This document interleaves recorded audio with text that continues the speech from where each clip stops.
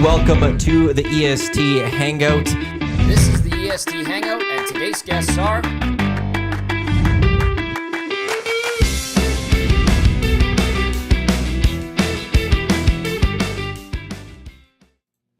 A good Wednesday morning to you. Welcome to the EST Hangout, presented by White Claw Hard Seltzer, live on EdmontonSportsTalk.com. Tune in, iHeartRadio, as well as those watching on YouTube. Matt Iwanyk with you here today. Joining us for a bit, it's Lieutenant Eric, who's doing something for the Gram. It's the Gram. And we got Dash from OilersLive on the Heavy Hockey Network returning to the show. Great seeing you once again. Always great to be here. Great to see you guys, too. I like the Saskatchewan contingent of the room over here. It's, New play-by-play voice for the Rough Riders. Going to be announced today. Yeah. Hasn't been announced unofficially, I guess. Yeah, but the names are leaking. Eric Holt. No, it didn't make the final cut. I don't think. No, wasn't the. No. It was. You weren't in the top 10 power rankings there. Dave top 100, maybe. Yeah. Is going to be the new play-by-play voice, apparently from Saskatoon. And then Justin Dunk, of all people, is going to do pre- and post-game hosting. That's the weird one. I'm very intrigued by how that's going to be set up. And nothing official yet. I'll wait till it all becomes official, then I'll go in and see how this all works. But if you're doing pre and post from a villa in Toronto, well, that's what I'm most intrigued by. Is Dunk moving to Toronto from Ontario to Saskatchewan, or is he doing this all on location? If he's doing it all on location, it is a little weird, especially for the mecca of football in Canada. But the guy's dialed in, and he's broadcast football before, and albeit in a color role. I mean, right, former player. I think he was on with McAuliffe. They do he's cups great. And stuff in the past. He's great for the CFL. University.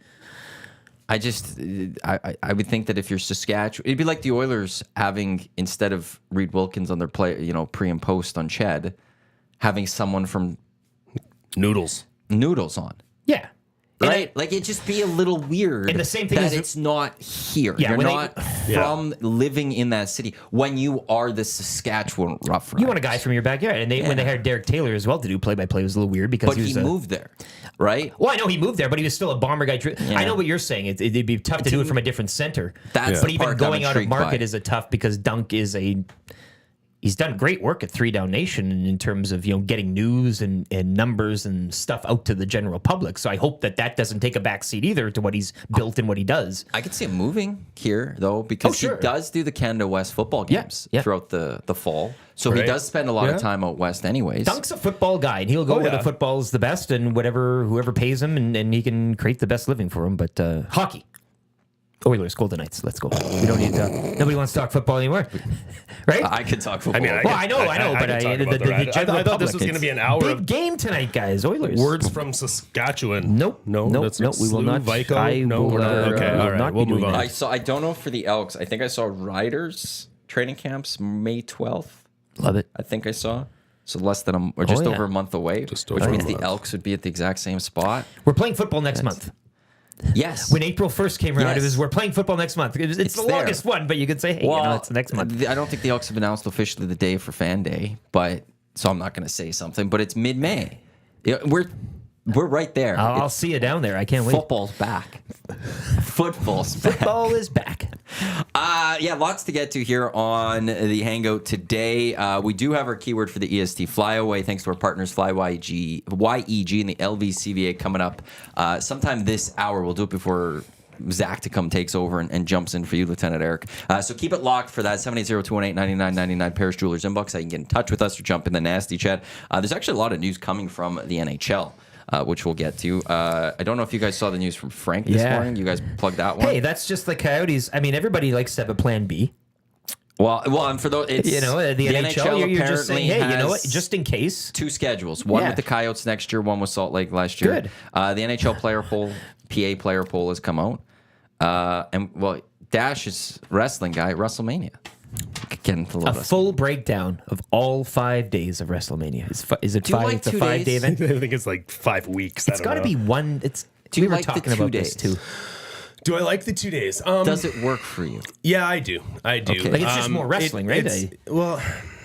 See, here's the thing: is like the average fan, I think, is like, it's just too much. It's too much. Or the fan that isn't really a fan is well, why? That's us. I'm not. I'm an ignorant fair, bystander. Right? So you're like, why do I need all this WrestleMania? I don't. But for the true fans, I think, like the people that are in there and invested in the stories, and I think it's okay for that. What the 2 days gives you is, there's always this push and pull with these big events in wrestling, where if you bring back Cena and you bring back The Rock and you bring back Taker and you bring back Stone Cold and you put all these guys in matches, that means somebody that's a full-time employee that busted their butt to wrestle 240 matches a year. They're doing dark matches off of TV and working their butts off to try to get to those spots, and they don't get it, right? And this is like NHL expansion in a sense. This is just expanding the...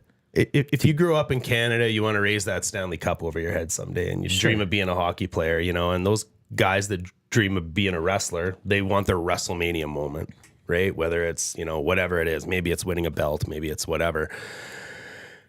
And that window, it's small, right? It's not unlike any other sport where what's hot is hot and what's cold is cold and momentum is fickle, and you could be the hottest thing going one year and the next year you're not, and you might have missed your window for WrestleMania because they brought The Rock back. Are they still? Is it a 3 hour both days? So like 6 hour kind of show in total? Is that how it is? Mm-hmm. Yeah. Or more. Yeah, it's 3.5 and 3.5 or something like that. So it allows you to split storylines up a little bit better. It allows you to, I just find it weird though. The one night, okay, and then you kind of go to bed, right? Or maybe some people don't, but then you wake up for and then break. Break is so weird, like like the guy I do commentary with, I Love Pro Wrestling, Big Bad Boris. He takes the entire week off, and he's just got an open door policy in his house. Yeah. Right? Oh yeah. You come in, come out, love it.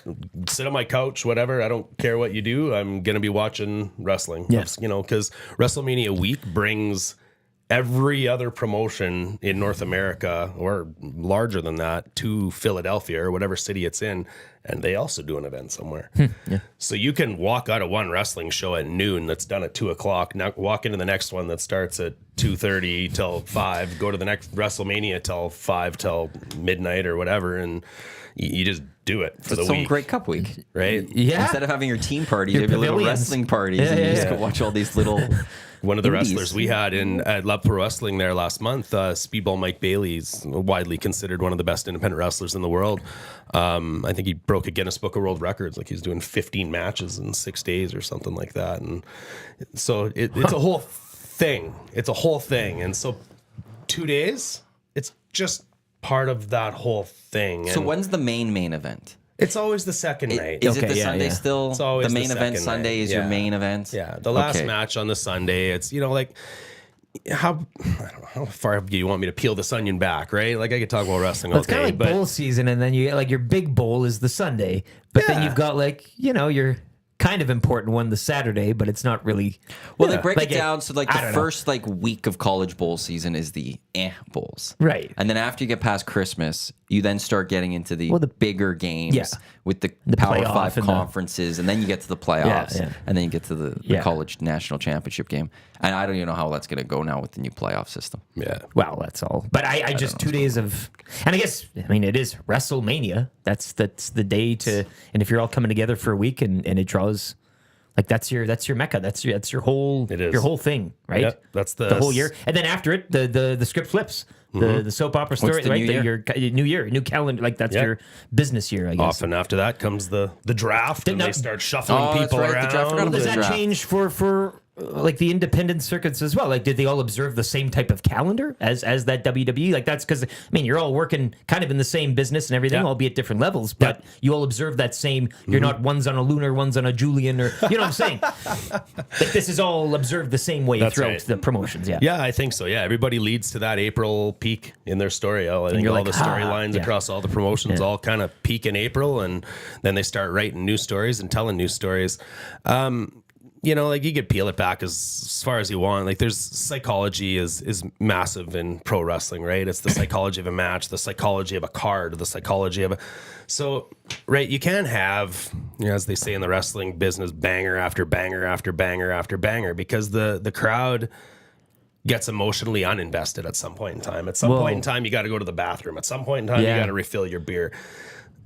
So, whether the WWE or any promotion wants to admit it or not, they stick matches in between. There's fillers. Yeah. There's fillers, right? And the filler makes a better killer, really in a sense, do because that on one night. right? If it's one night, you just got to throw out those 6 bangers and, you're spent at the end of it. And so this gives you a little bit of a way to have the psychology breathe a little bit as well. I can't remember when I last watched WrestleMania. It was a few years ago. I went to Ukes. And I was stunned by just like the show that it had become, like the stage and how big of a production it became. And I was very invested in it. Oh, it's that little huge show. My buddy Andrew Chalak back in Saskatoon, he's one of those guys that used to buy his friends. Like he reffed soccer growing up, so he had like lots of money. He had no friends, so he just had bills.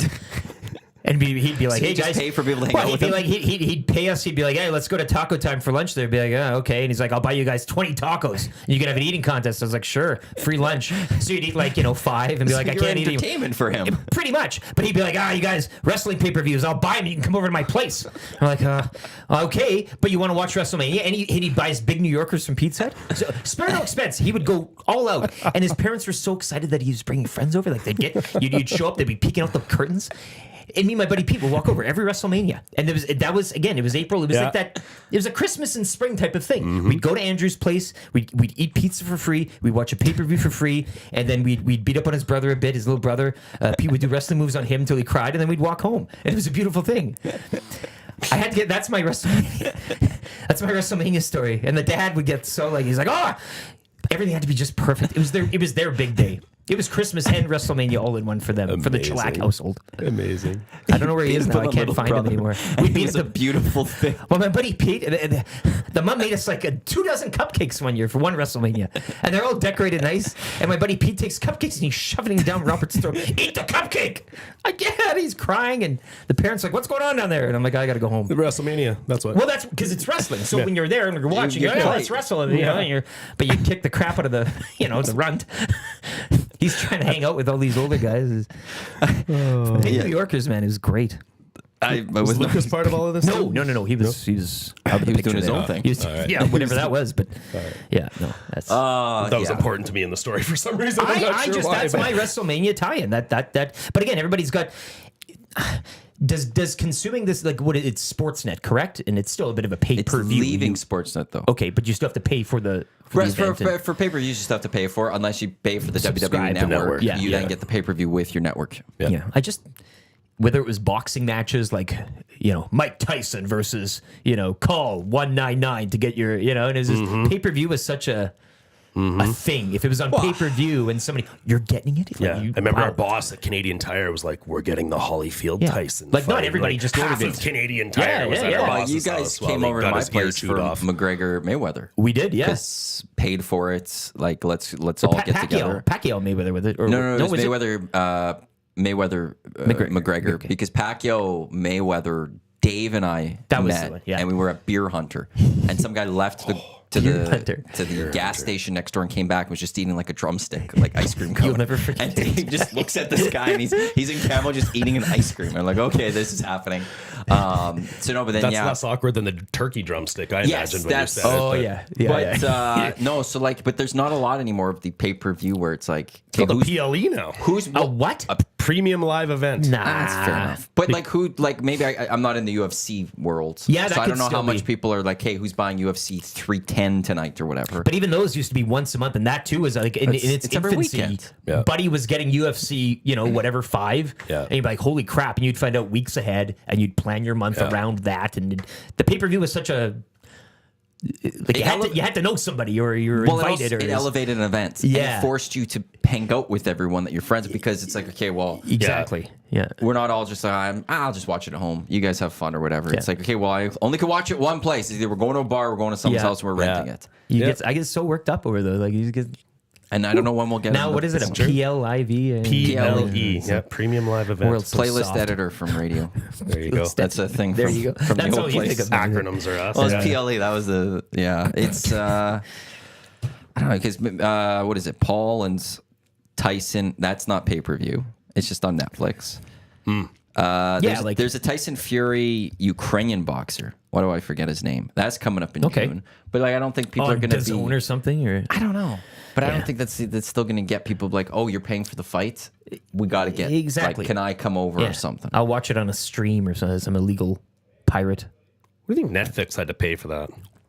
For Paul Tyson? Paul Tyson. That's a good question.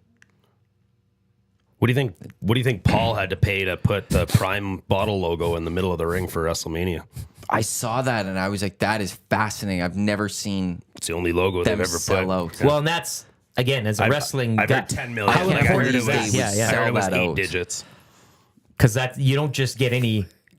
Yeah, you're not putting Subway in the middle of the ring or something. Like, you know what I? Well, big brands, big chains, whatever. But that's the middle of the ring. They're using YouTubers to drive business now. Yeah.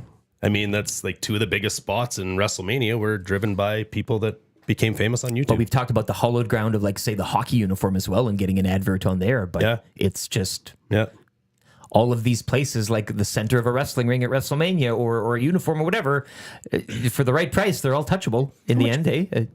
How much money do you have to make on YouTube to be able to spend $10 million to put your logo somewhere? Like, that's... Oh, it's just making his money off Prime. That thing's huge. People love drinking and they're Prime. Expensive.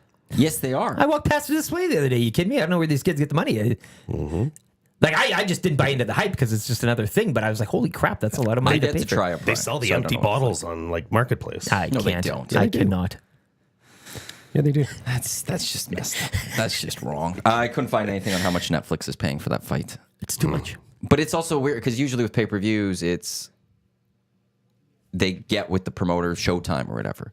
Showtime then pays X% to you, X% to you. We get our percent. Yeah. Well, Netflix has its subscriber base. So how are you doing we'll give you portion of this money because if I subscribe, do I get a rebate? Well, is anyone? Or how do you know who's subscribing for the fight and who's not subscribing for the fight? Netflix Plus. It's but Netflix Plus, you get the wrestling because it's not just this stuff. Actually, wrestling's moving to Netflix too. WWE's going there, right? Yeah. This is the start of a bunch of things.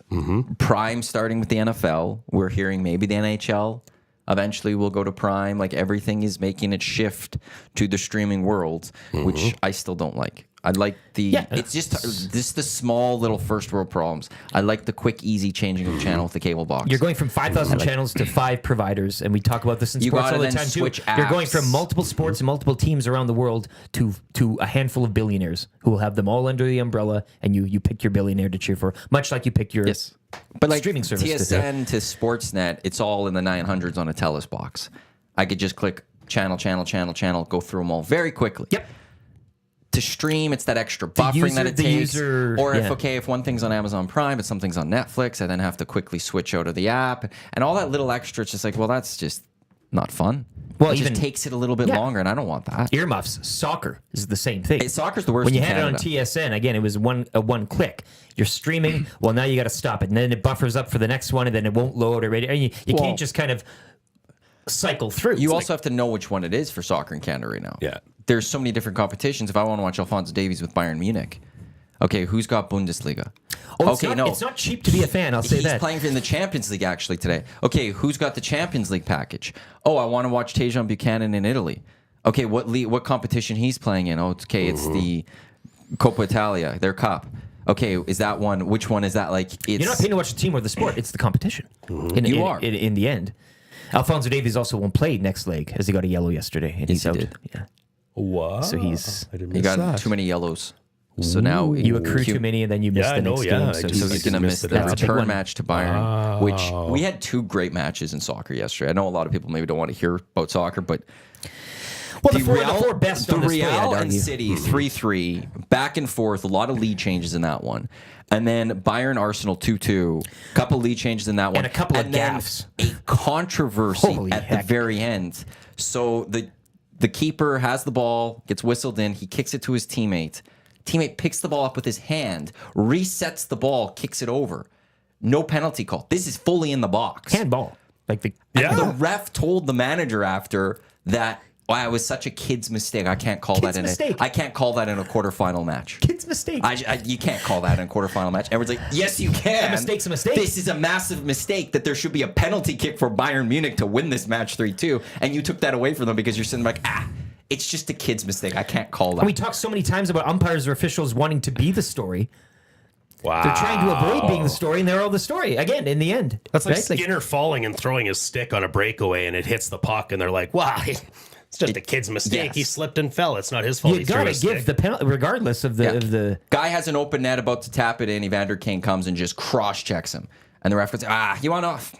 They're just brothers playing. It's just brothers. It's not. That's what brothers do. Yeah, it's not that. Like, he didn't mean to do that. Like, I don't think he meant to do that, so I can't call anything on the play. I just officials trying to take themselves out by not calling that. You're making it about yourself too in a negative way. And the part of that too is if he calls the penalty there, not a single person is mad at the ref. It's penalty. Not a single person is going, you can't call that. Everyone's going, why are you picking the ball up with your hand?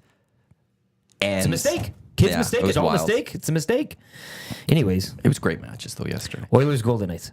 Today PSG Bayern. Yeah. Or PSG Barca. Dortmund. Atleti. It's not going to be as You got a little bit of coin, though, in the game. I'm out. You're I did a little parlay, little builds. Well, I had Mbappe scoring for PSG today. I had Atletico beating Dortmund today. And had Bellingham scoring for Real Madrid. That's what it was. Bellingham didn't score. Didn't he? They had 3 and he didn't. I know, and he's a Champions League goal scorer, or he had been this year, so I didn't get that one done. So it's already dead. So thanks for reminding me of my loss.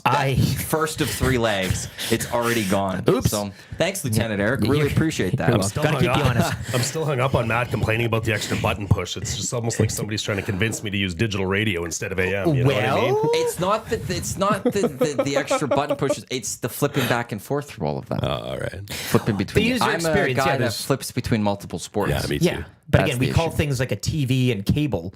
Well, again, what's a cable? A cable is we all think of cable as, it's TV and that's where the channels are. No, a cable's a cable. And it's the same with streaming now. I mean, it's getting to be cable again. That's all it is, just with different companies. And Put all the streaming platforms on one little service that I could flip between all of them very quickly. yeah.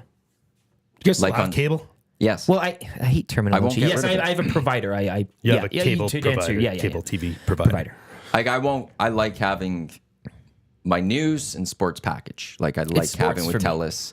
That's the thing. That's the thing. If sports left TELUS, I would go the IPTV route. Yeah, and if I wasn't might doing too. this gig either, like there'd be no, like, you know what I'm saying. I could digest my sports on my keeps me own. there, yeah. But it's the one thing that's keeping the cable providing, you know, And I've heard game like the alive. Sportsnet app is awful. The NHL No, app is I awful. don't want to have 15 different apps. Yeah. I will then just go full out. I'll go the IPTV route, and I know that's not kosher, if you will, or whatever. You know, It's it's Wild not- West now, baby. Well, we're talking But about wrestling. There's a lot, I'll go that way because it's just easier. It's then I'll just put it all in one thing. I could flip between that one, got and it all. I can watch things from the United Kingdom at any moment New I Zealand want. soaps. I can You watch. got them at the click of a. I will throw on some Italian soap opera that I have no idea what's being said, but I'm like, this is very But you can beautiful. do it. This is amazing. I'm going to do this just because I can. And then the price is a lot cheaper to get everything that you One of can. these days. So IPTV is. I look forward to the leap. You still keeping up with your British soaps? Absolutely, Coronation Street, all the time. Yeah. That's another thing. Sports and yes, the CBC's continual showing of Coronation Street. Where can you stream Coronation Street? I don't know. CBC Gem, probably. CBC Gem, yeah, that I would would be it. assume yeah. so. Let me Never double tried it. check. I like it through my cable on my television. Do you record it? I have a PVR, absolutely. Yeah. Okay. I like to not watch it for like a week and let it build up, and then really have like an omnibus marathon on a Saturday Coronation morning Street. or Is something. this it? Oh, this must be it. You can maybe watch it on Prime. Oh. Might be on Best Prime. part is too, the storyline is like about a good month behind reality. Yeah. So they're just getting over like, Christmas comes and then they're doing Christmas. It's my own guilty pleasure, damn it. That's okay. Mine's wrestling. Mine's Big Brother. There you go. I like that one too. This is the EST Hangout. It's time for the Hangout headlines brought to you by the Ranch Golf and Country Club, offering premier conditions, top-notch service, unmatched value. They opened up yesterday. The pictures that I saw from there already, it does look absolutely amazing. Great It's week. the choice that you're going to want to go to for if it's your first round of the season, if it's going to be already your second or third round, you want to go to the Ranch, one of the top public courses in Edmonton, continually voted that way. Book your tee time by visiting theranchgolf.com. I want to get into the Frank Sarah Valley. The report from Daily Faceoff this morning. Yeah. The NHL drafting 2 scheduled versions for next season, one with the Coyotes in Arizona, the other with them relocating to Salt Lake City. Can we get a third just for kicks? I mean, just, Houston? Sure, why not? I mean, Just let's have contingency plans. Have them all. I want 50 schedules Plan for C, all different. Plan D, Sure, Plan why? E. You can never be too careful, especially with this Coyote situation. I don't think. Sherwood Park's getting a new arena. Plan for that? Well, why not? Could put more people it's in going to there be than we bigger could than in the mullet. what they have there. What do you think the tipping point was for Gary Bettman and all this? Where do you think what actually had to happen for him to go, fine, I'm wrong? If they can't get this last land auction done, then it's how are you going to build a new rink? Well, you asked what the tipping point. I don't even think we've reached that because you said it's this land auction. Even after that, you can't tell me that we've gone this far. Do we really believe that the Arizona Coyotes? I mean, give me.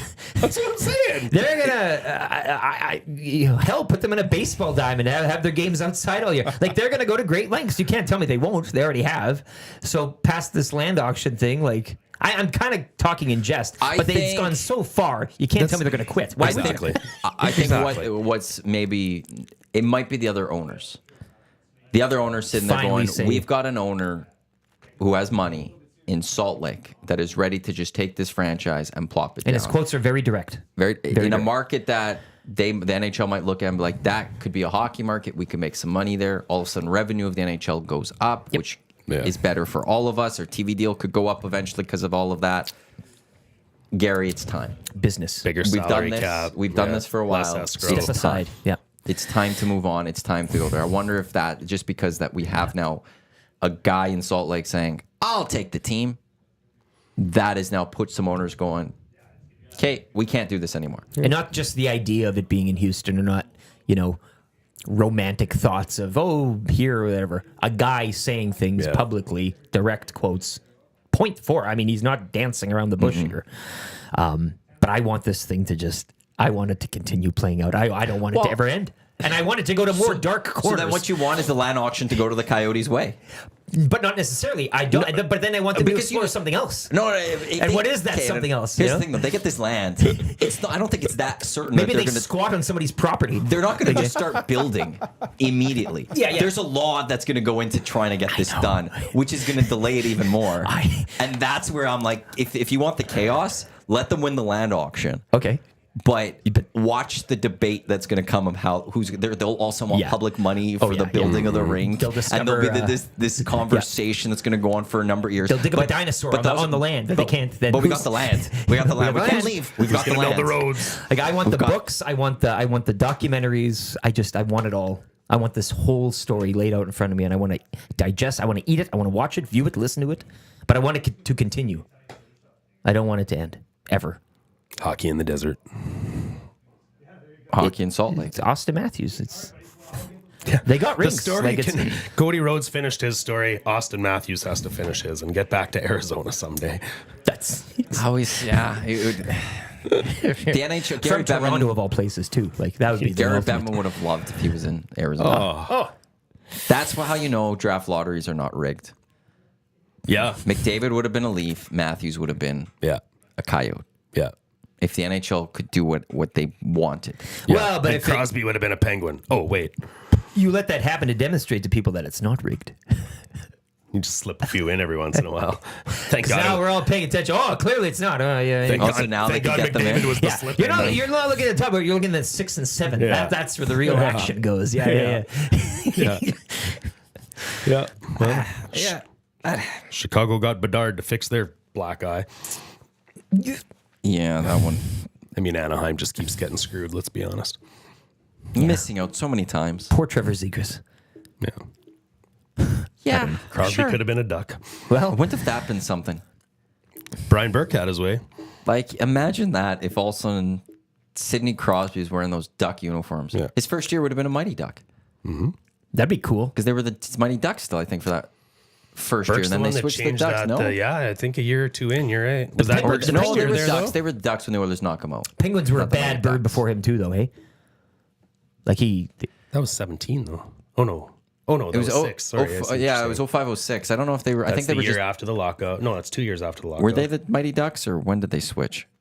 So Did 2006 Burke take over in 05 Western. when the Lightning won, and then he changed them to the Ducks that year, maybe. Oh, I don't want the NBA Western Conference Finals. It's like when Gretzky went to NHL. LA, they're going to change them all to black and silver now. And they were the Mighty Ducks. No, It was. So then they Mighty switched Ducks to of the Anaheim. Ducks the next year. Yeah, Mighty Ducks of Anaheim. So imagine that. Sidney Crosby's career could have started as a Mighty Duck of Anaheim. But I think today we wouldn't, the Penguins were trash right before he resurrected that franchise. Like he could have, but there's a history at least with that franchise, There's a history right? of the Like franchise with already built in. Francis and Yager, and like they were about to lose that franchise before Mario bought back in. Yeah. I mean, of course, the arena and everything. And Well, yeah, there was. So was that the time because Balsillie was trying to get them? yes, Was that like just after Crosby got there, or just before Crosby got there? I think that was just after or around there. Yeah, Because he was first. He tried getting Pittsburgh first, then he switched his focus to the Preds, and then he tried getting Arizona. And he never got any of them, and he was selling tickets, and the NHL got mad at him. And there's this Three big strikes fight. by my count, There was this big man. We've been dealing with Arizona for a long time. No kidding, eh? Jeez. Phoenix too. Don't forget Phoenix. Well, they keep saying Phoenix Coyotes again too, or something. Whatever. So I think if they stay, they'll switch back to the Phoenix Coyotes. The Phoenix, Arizona Coyotes. Salt Lake Coyotes. Tent. The Utah Coyotes. Salt Lake. I don't mind Coyotes as a name, and I'll tell you this: I don't also their original with the the Chiquita logo. You're talking about the Coyotes? Yeah. Yeah. Okay. The one with the coyote holding the stick, and I like that logo, but I also like that jumping coyote. That. Oh yeah. I like that logo. I like the name. I like the logo. I don't think there's Coyotes good name for us. I don't love their first jersey, but I don't mind Coyotes. What's the first? Is it the Howling? I just think of that like Howling Jeremy Coyote? Roenick abomination that had like the green and the collar and stuff like that. Yeah, no, I don't need that. Oh, I yeah, I thought- don't need Give me that. the ugliest. Yeah, that's.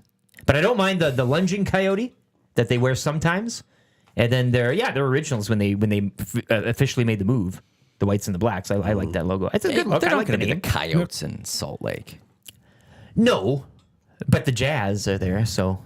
I get, That's like true. every morning we get Actually, people. that'd be really every morning we get people texting names. Oh, what's the name? And it's always something. Oh, they should call him the something the opposite of the state of Utah, right? Like the Jazz. So what would the name the hockey team name? That would be fun. Just keep it as the Coyotes because you did that with the Jazz. Yeah. Be the city of the other market. Like you bring your team here. We're going to keep your name just because. You keep a bit of that history, whether you like it or not, and it's a wacky name in a place where it shouldn't be. The Salt Lake Coyotes. I'm now actually down for it just because they have the Utah Jazz. Salt Lake Sharks. If Or there would wasn't it be already Utah? Sharks. Salt Lake Whales. Salt Lake Utah Coyotes? Elephants. Because I would think they're going to be Utah. Maybe. Oh, you're going city or state? Yeah, Salt Lake.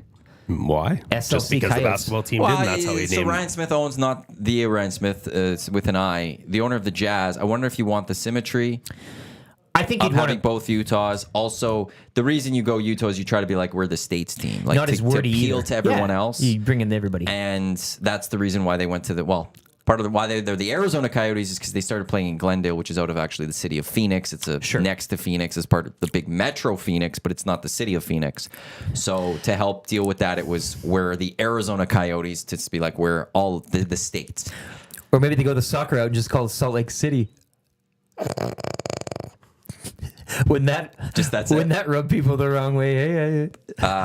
HC going to play Hockey Club. HC Salt Lake Salt Lake City. Hockey Club. We wouldn't live that one down. SLCHC. Let's go with something like that. SLCHC. I don't mind that. What is their soccer team? They have a soccer team, right? Do they? Salt Lake does, I believe. Yeah. What is? And I think it is Colorado Rapids. But Colorado Rapids. It's in Colorado. No. I thought that. Oh, Real Salt Lake. Real. That's what it is. Real Salt Lake. I like that it's Real Salt Lake, but they go Salt Lake. So Real who Salt owns Lake. that team? He owns that team too. Ryan Smith's one of the owners of one of them. Oh, there you go.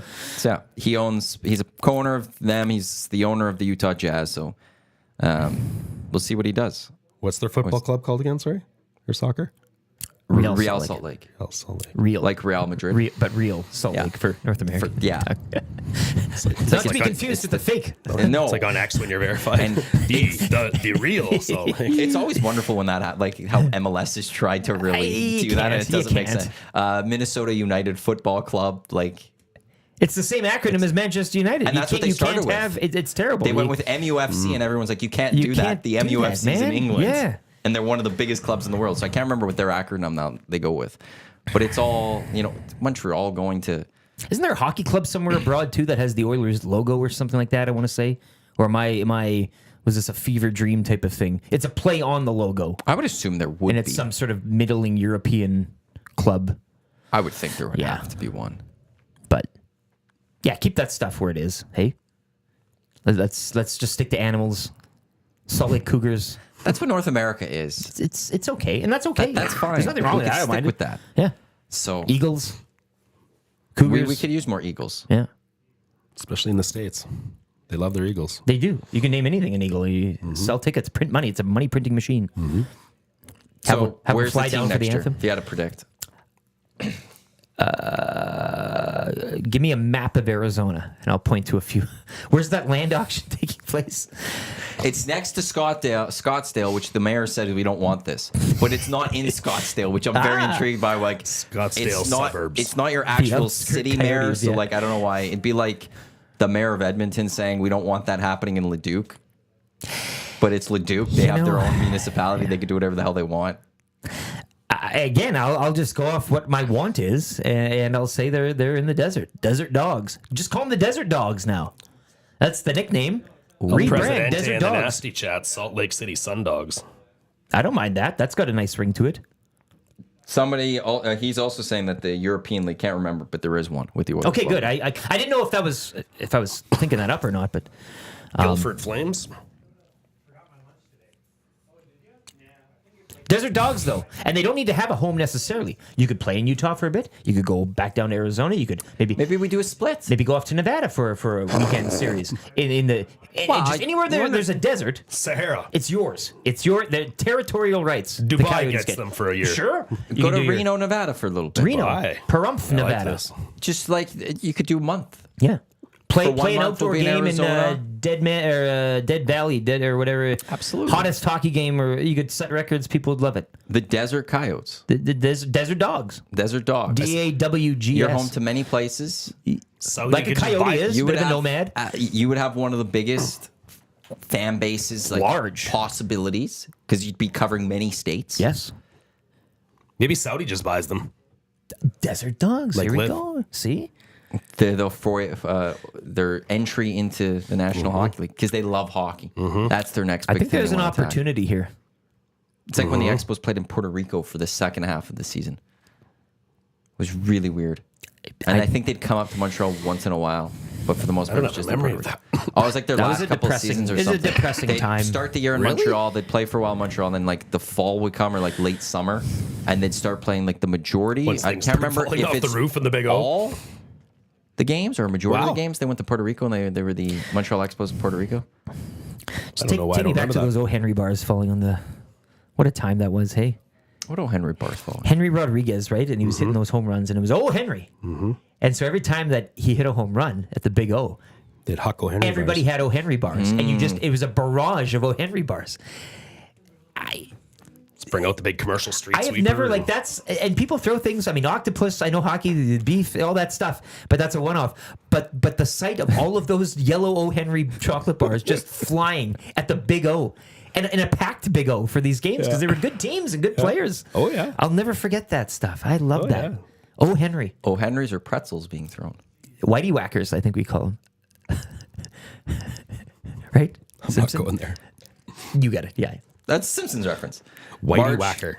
Marge had the Whitey Ford pretzel on the field business. trying to come, and now he's getting hit, and the pretzels are. And Whitey. Because so Marge is building her pretzel business, and she's trying to, and they give the they're at the giveaway Topes at the game. Topes game. Everyone gets one, and before as everyone's about to take a bite, I forgot What what did he do? happened. He that- drove out in a van or something, and he was trying yeah, to- Montgomery Burns won the van as the fan appreciator. I think Yeah, fan then they appreciator, booed him. and then they're like, it's Whitey as Ford was everyone's pleading. about to take a bite, they start throwing, and then Whitey Whitey Ford was pleading for them to stop. and they start And just they start barraging him, and and he's there's just him knocked under out. a pile of. a barrage of Oh, pretzels. I forgot about Call them Whitey So I'm Whackers. glad he got them.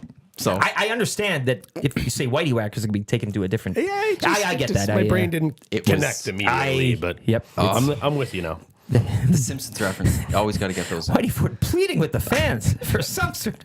Poor him. He's trying to go out there, and then they turn on him, and he's just done. All as everyone was about to take a bite of their pretzel. Yeah. Marge was about to have hit it big with her business. And Monty Burns gets the last laugh. At He got the last Gets laugh. The He van. got the van. Got the van. I gotta watch that one again. Well, Yeah, me too. Munch just hasn't gone back to the old ones yet. I'm waiting. My brother always gives me a text. He goes, they're redoing season 1 again. Like, it gets to what season Simpsons now? 56. They're into 30 something. But then they'll get back to the start again where they run it. But it's been too long now. I feel like they're not going back to the beginning again. It'll happen one of these days, and we won't know. It'll be the day we're not expecting it. But you got to be on your ready. Got to be on the ready. Well, because I was looking yesterday, and one of the episodes was, I think, from 2015. I'm like, geez, we've got a long way to go. Nobody cares still. anymore. Yeah, I know. Like, get me. But it's been months and months since the originals, like the early seasons was on. Saturdays of Thunder. I feel like they're not doing it anymore. I'm worried that they're only going to show like the newer ones. They would be dumb not to, I think. Because if you peel back and look at the analytics, I'm sure once you do that seasons 1 through 8 replay, that's I could go to about 14, 15. Ooh. There's some okay episodes in those. Yeah. I do want to take time one day to watch all the ones I've missed, like 20 to 35. Ugh. I've heard there's some good episodes, and that the last few years they've a lot of celebrity cameos, eh? Yeah, like and it's not going to be as good as it was there, but I'd like to at least be able to say I watched every Simpsons just to episode. say, yeah. I'll still be sad when they announce it's over. Oh, for sure. Yeah. It'll be a day and morning. It's been on longer than I've been alive. When did it start? It was 80s? 89, I want to say, or something like that. Because it first started as Tracy Ullman show. Clips on that or something like that. Oh yeah. It was just like vignettes. Yes. Of the, yeah. And then it launched in like late 80s. I want to say 89, maybe 88 when it got going. And then it was just brilliant. Yeah.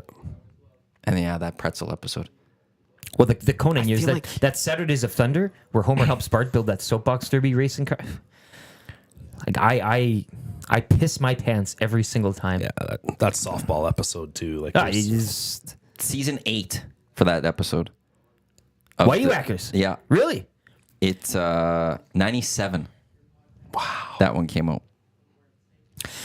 Now I'm going down 27 years later, here we are referencing it on. And then what a test of time. Right? And the whole fight at the end with the mob, and then the one guy just standing there, and Homer just wants to see what he's going to do. He's like, he's going to do something really good, and then door closes. Kids come down. What's going on? Oh, don't worry about it. Just the mafia's fighting. We got to move off this because now I'm just. I was just about to say we should do like watch-alongs. We watch The Simpsons and comment. I'll bracket like episodes from season 2 to see what I tell people what episode we're gonna watch. They throw it on at home. We throw it on, and we just have the watch along. Simpsons draft, best episode, best Simpsons moment. Oh my god! I'd do like a mini draft of episodes. You got to have people. There's got to be a Simpsons draft. I like how he said "we" in that. But I'm a host of it, and as a station, a part of EST, I'm part of this. Straight up, there's got to be a Simpsons. Tommy the Wrench, where are you?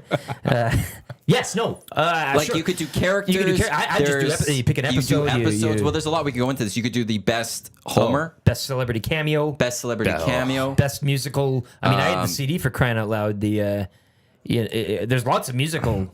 There's a lot of ways we could go with the Simpsons draft, and I would say straight off the bat, if you don't win, it'd be embarrassing. If he doesn't win, yes. Because the point of the draft is though you draft something that I look at this, I say this is what I like, but then Joe Public will be like I love season 16, this is garbage, and so are you trying winning is getting the popular vote from the people, but do the people necessarily like what you like in terms of the Simpsons?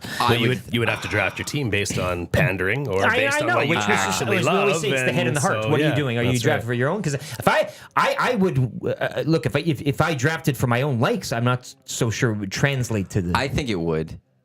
I think true Simpsons fans would know. Agreed. I don't know how much Dusty's watched The Simpsons. I know, and we got to get him on a topic that he doesn't know. I don't think Milne would know it as well. Tommy has no clue. Which is delicious in a draft. Which is where you come in with it's a sweet spot. Like you got to come in and I think dominate that show. Call the terms, eh? Because there would be certain things that you would know, like if we went deep with the categories. It'd be all innuendos and all inside jokes. I mean, every pick would have to be It's easy to search best episodes of The Simpsons ever. But if you're having to go 4 or 5 deep, you'll get the gems, or you should have the gems, I would say, and they wouldn't be able to get them. I wouldn't and even that's where I think too hard. You're part of Simpson Kings. Like I feel like you've got the research group, you've got the research panel there. Yeah, I'm all for it. But I think there has to be a Simpsons draft. Draft topics are usually ones that Dustin Nielsen is the ones that get approved are the ones that can win. Well versed at. Take the push. Push for it. I will drop it every so often where it needs to be. Sprinkle. Just to put it out there. I'll get Jay and Tommy. I'll start talking to them. We need a collective effort though. It can't just we need to kind of all. I'm for it though. I would be very much. I would enjoy the Simpsons one watching. I would too. It'd be a light one. Again, we're looking towards summer, light times. Just have a laugh. The next draft will be either in the summer. Yeah. Or if there's room between rounds. Okay, a bit of a buffer. If the Oilers, let's say, get out of the first round, and we know that there's about 4 or 5 days before the second round begins. I like that. Then there's hey, we've got a little bit of time. Take a bit of a break. We could throw one in Cool there. off. But grab if it's an ice cold vitamin really, water on the patio. Yeah. Give yourself a wipe, have a draft, and then back to the round Oilers 2. sweep the Kings in 4. We're waiting for the Canucks and Golden Knights. They're I feel going like my 7. dig on Tommy went underappreciated there. Repeat. Ice cold vitamin water on the Okay, patio. yeah, it's a little late. Sorry. It was a little late to that one. Like Tommy the Wrench. Is he in the nasty chat still? No, Tommy was in earlier. Yeah, he was. Because he had to let people know he's off to the rink. Oilers optional skate. Enjoy the fresh rink report with Gary Lawless nasties with 2 Lawless. kissy emojis. Oh, 2 of them. So Must be for you and you. it's for the nasty Thank you, chat Tommy. there. So it's he's at the rink. Oilers Golden Knights 6:30 tonight, which means 5 o'clock Oil Stream pregame show with Tommy live at Hudson's West Edmonton Mall tonight. Bourbon? You going to be making a visit? Or? No, it's my wife goes out of town for work tomorrow, so I promised her I'd cook her a nice salmon supper this evening. So I get out to bourbon enough. I'm taking a night off. Delicious. Tom does come out and see me every Monday and Thursday at Century Casino Sports Bar and Lounge, so I do feel guilty. But he's there every Monday. I will and take Thursday. one off. How many did he go to this year, outside of our watch parties? He kept saying he's going to be there. I placed him under the bus. I'm not going to throw him under the bus.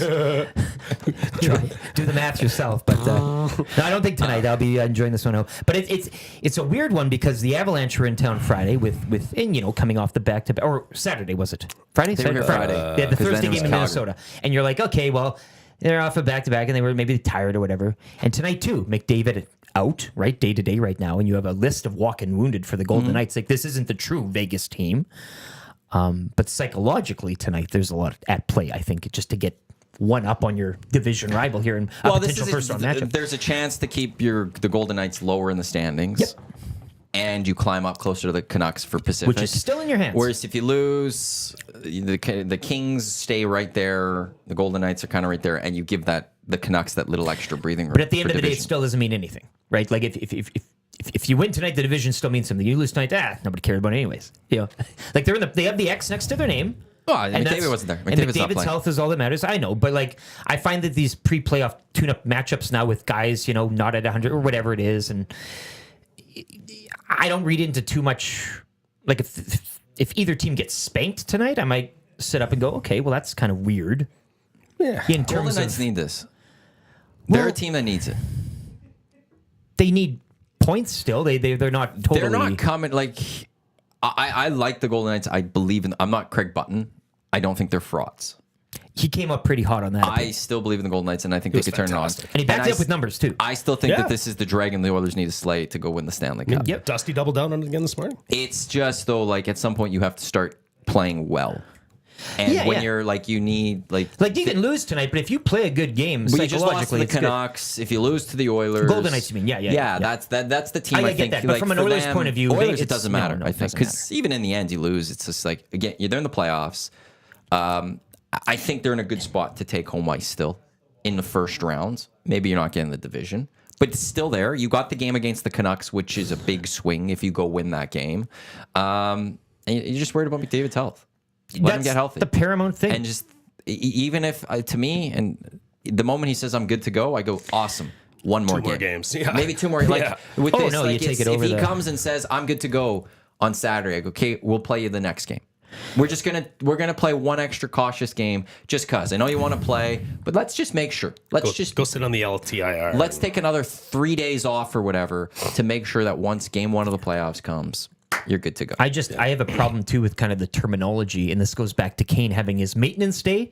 Because again, maybe there's nothing there to it, but when you come out and you use a term, well, the general public will pick up on it and develop it. So maintenance day, just say just say he was banged up. Like nobody's checking the receipts on these terminals. Yeah. Like, the league's not, maintenance. So my concern is with this McDavid thing, and yes, it's day to day. He'll be, be back. But now the opposition will know that he's dealing with like an LBI. We're told in hockey that they injury. keep these things so tight, and again, it's not specified. It's lower body, upper body, whatever. We're not talking about the limb or the muscle or whatever. But I just think that this gives now a bit of something for whatever opposition it is to say, okay, their best player now, we know over the past couple of weeks has had a little something. And now everybody's got a little something they're dealing with. But when you have to sit a guy officially for a couple of games, I'm not sure that really matters, though. It may not matter, but just say it's maintenance. Say we're shutting him down for a bit of maintenance. Because then it's, regardless of what they say, then it's the team they're going to play is going to put McDavid and Draisaitl's name up on the whiteboard and say, bang the shit out of those two guys every chance you get. Now you know the lower body might be the one you bang the shit. You know what I'm saying? Like, it's just... I don't know. Maybe. But then this is where I also come with, I feel like the league, as you start welcoming betting and partnering with gambling sites, you need to tell people what's going on. Yes. Because bettors need to know. Story. Yeah. And that's the risk that you have about you want to take this gambling money. They're not fully telling you what's going on even still with the lower or upper body. But the NFL, they have their injury reports. They're fully out. Like this day, this day, they have to come out. You've got to be legit about it. You tell the people it's a thigh or whatever. Like it's labeled. Out, questionable. All of that. Gamblers kind of need to know. Sure. Yeah. And I know Patrice Bergeron, punctured lung, But I'm saying the NHL doesn't follow that rule, so why do you need to be honest? A lot of people say, I don't care about gamblers. It doesn't matter to me, and I would generally agree, but once you're a league that starts accepting that money and you start being partners with those industries and start welcoming betting, then you actually have to give to the bettors. But if you tell me, I'm not surprised that I could see the NHL being like, no, this is a thing. You have to at least say LBI or LBI or whatever. But is that even again? If we're talking about getting the injuries or probable. Out. Well, I don't know. Well, but again, if it has to be specific, then either tell me it has to be specific or not. If it doesn't have to be specific, I'm just saying these guys aren't playing tonight, maintenance day, none of your business. Because why do you have to be honest? I don't get it. Because now you're welcoming the gambling money. No, but as a bettor, is it now? Here's where, because as a bettor, let's say, and when Connor comes back, if I know it's an LBI, I know, okay, maybe it's not I could still see him being fine, assists, goals, all that. If it's a hand injury, I might go, oh, is that like Evander Kane last year? We all knew what it was. It's an upper body. I know. So now if I hear upper body, I could sit there and be like, oh, maybe this... It's going to affect the game more. Maybe I won't bet the over 1.5 points this game or whatever it is. And I'm using Connor just as an example. I know, but that's where maybe it's not it comes specified. in. It's still general and vague. But I have a little more insights, maybe as a gambler, of what could he be dealing with. But you do need more. And then I could make my bet accordingly from that. Yes. Whereas if it's an LBI, maybe that changes how I'm thinking about, okay, this won't bother him as much. But then take it a step further and just say he's injured or not. And let's not have upper body or lower body and just say he's injured. But as a bettor, I want to know what it is. But you want to know more. If it's upper body, I want to know it's a hand. But at least I have more. But I'd rather have upper body than not know at all and just say it's the body. But I'd rather also have more than just upper or lower body. You know what I mean? And until that's instituted and as a rule, I just say it's none of your business. He's out. Why can't you, right? I'd love that. Yeah. But I know what your point is. Why I just wanted, if it's going to be specific, give me the absolute 100 specific of it all. Like, give me the absolute, without a doubt, what it is, or don't give me nothing at all. Not this middle ground of, well, it's the top half of the body. It's a little something. It's a little something. I don't know. I think, you know what? Like, okay, it's his foot. Well, okay, he's going to be slower. No, I'm just saying now teams now. Okay, he can't shoot as hard. But I'm going to go after his foot. If you're slow, you can't get into a position to shoot. And if you know what I mean? Like, I just think of all the catalysts and all the variables that can affect a 60-minute hockey game, whether Connor McDavid's sporting a banged up wrist or a banged up ankle, I'm not sure that's going to affect how I choose a winner or not. But it changes. Like, you have to do it for all players, and it could change. And I know. I just know that as these leagues go more into the betting and accept it even more, you got to keep giving more. So does the NFL give you the exact injury, or do they tell you? They'll tell you the body part, questionable or probable, or in. But they'll be like thigh. Sure. Yes. And that's they're not what telling me exactly what's wrong with it, but now I know the area, like more specific of, okay, I could point on the map. That's the part of the body that's hurt. But if that's not required right now, I'd say none of your business. But maybe that is partly required. And But that's if what I'm saying. Where if it's that's the UBI, case, LBI. sure, yeah. But to we your didn't get point, that from why even Kane. say LBI or That's what I'm saying. you know, like just he's hurt. Yeah, like I know what you mean, but either one or the other. Maintenance hurt. Who cares? Why the middle? Like, give me the full Monty or none at all. Like, there's no. What are we doing weird. here? It's a hockey thing. It is. Yeah, that's the code. Let's get to the keyword for the EST FlyAway, which is presented by our partners in Vegas, the LVCVA, and FlyYEG, the Edmonton International Airport, with flights to over 50 destinations nonstop. Your sports trip starts with a nonstop flight from FlyYEG. Visit flyyeg.com for more information. This is for 2 nonstop flights, 3 nights accommodations, tickets to Cirque out in Las Vegas. You'd have 2 months if you're the winner of this draw to book your trip, a year to travel, so lots of time to plan when you'd want to go to Las Vegas. Lots of great times to go to Las Vegas. The keyword today that you want to text is 780-218-9999. It's glitz, like glitz and glamour. Glitz. Text that to 780-218-9999. You'll go into the draw. Zacticum will give someone a call in the next 5 minutes or so. I'll talk to them on the air, and then Zacticum will switch with Lieutenant Eric on the show. And we'll continue with here on the EST Hangout. But glitz to 780-218-9999. That's your keyword for the EST FlyAway today. Hang on, I think Dash is entity, right? You're texting in? I already did. Oh, beautiful. That is a try. Go for it. Yeah. We'll find out if this draft is rigged or not. Oh no! Now all the texts are coming in, and I was going to read some texts right now because Andrea did say that I saw hers. Oh, now I'm done. I'm not going to read any of these texts. Bones had the Oiler logo. That's what I was talking about there, Betty. Okay. Yeah. Rogel BK. Andrea said that. I see Dash's text come through. You're in. Coronation Street on CBC Gem. Ah, perfect. I saw that part of the text, and I didn't see the rest. That's all you need. Oh, yeah. This text line is now just flying, so I can't. Yeah. LT, thanks for getting me hooked. I think that's the rest of that one. So hooked. That's all gone. I'm. This isn't going to go well at all. That was a big mistake of mine. Comes in that fast. I should have read them a lot quicker. Those texts before I got to the keyword. They gone. They're gone. They're gone forever. They're gone. Although I did see Fergie's prostate text at the end of your guys' morning show today. He said he'd give it the Nasty Bash. Oh, he's working on it. Okay. I sent him our date for the Nasty Bash, so he's checking on it. Back to the rugby club. God, I love that place. And him piping us in last year was just.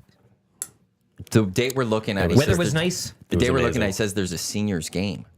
Well, I'm still looking for. But he said maybe that'd be a great tutorial. Somebody took a photograph of all of us outside by the field. Yes. I'm still looking for that picture. Oh, I think it showed up on Twitter. Like later the next day or something like that. If anybody can find that, it's the one thing I did. We were all out there, and it was a nice evening. And I remember seeing it. And Twitter Mary or somebody was taking the picture. Something like that. Anyway, but Nasty Bash. I don't know if I could just Google that. Nope. That doesn't show up anything. No, I can't wait. You're right. I don't recall actually seeing the photo. I remember queuing up for it. But yeah, I remember seeing it. Okay. But if you ever find it again, I don't think it would have been Mary. She would have been part of the picture. We had someone from the. I think we had someone else come take the pictures. We had that guy to do the video of it. Right. Oh yeah. What could he maybe have taken the picture? Yeah. I just love those big group shots of like reunions, and then you get the full. And then you start going close. I can stare at those for hours. It's I'm going to take credit for turning that into a little bit of a wrestling event. That was great because I started that first chant, and then that whole bloody party turned into a chant. The vibes, and then Pinter walked in. Who's the guy decked out in Lakers gear with his back to the wall over in the corner? That's great Lakers stuff.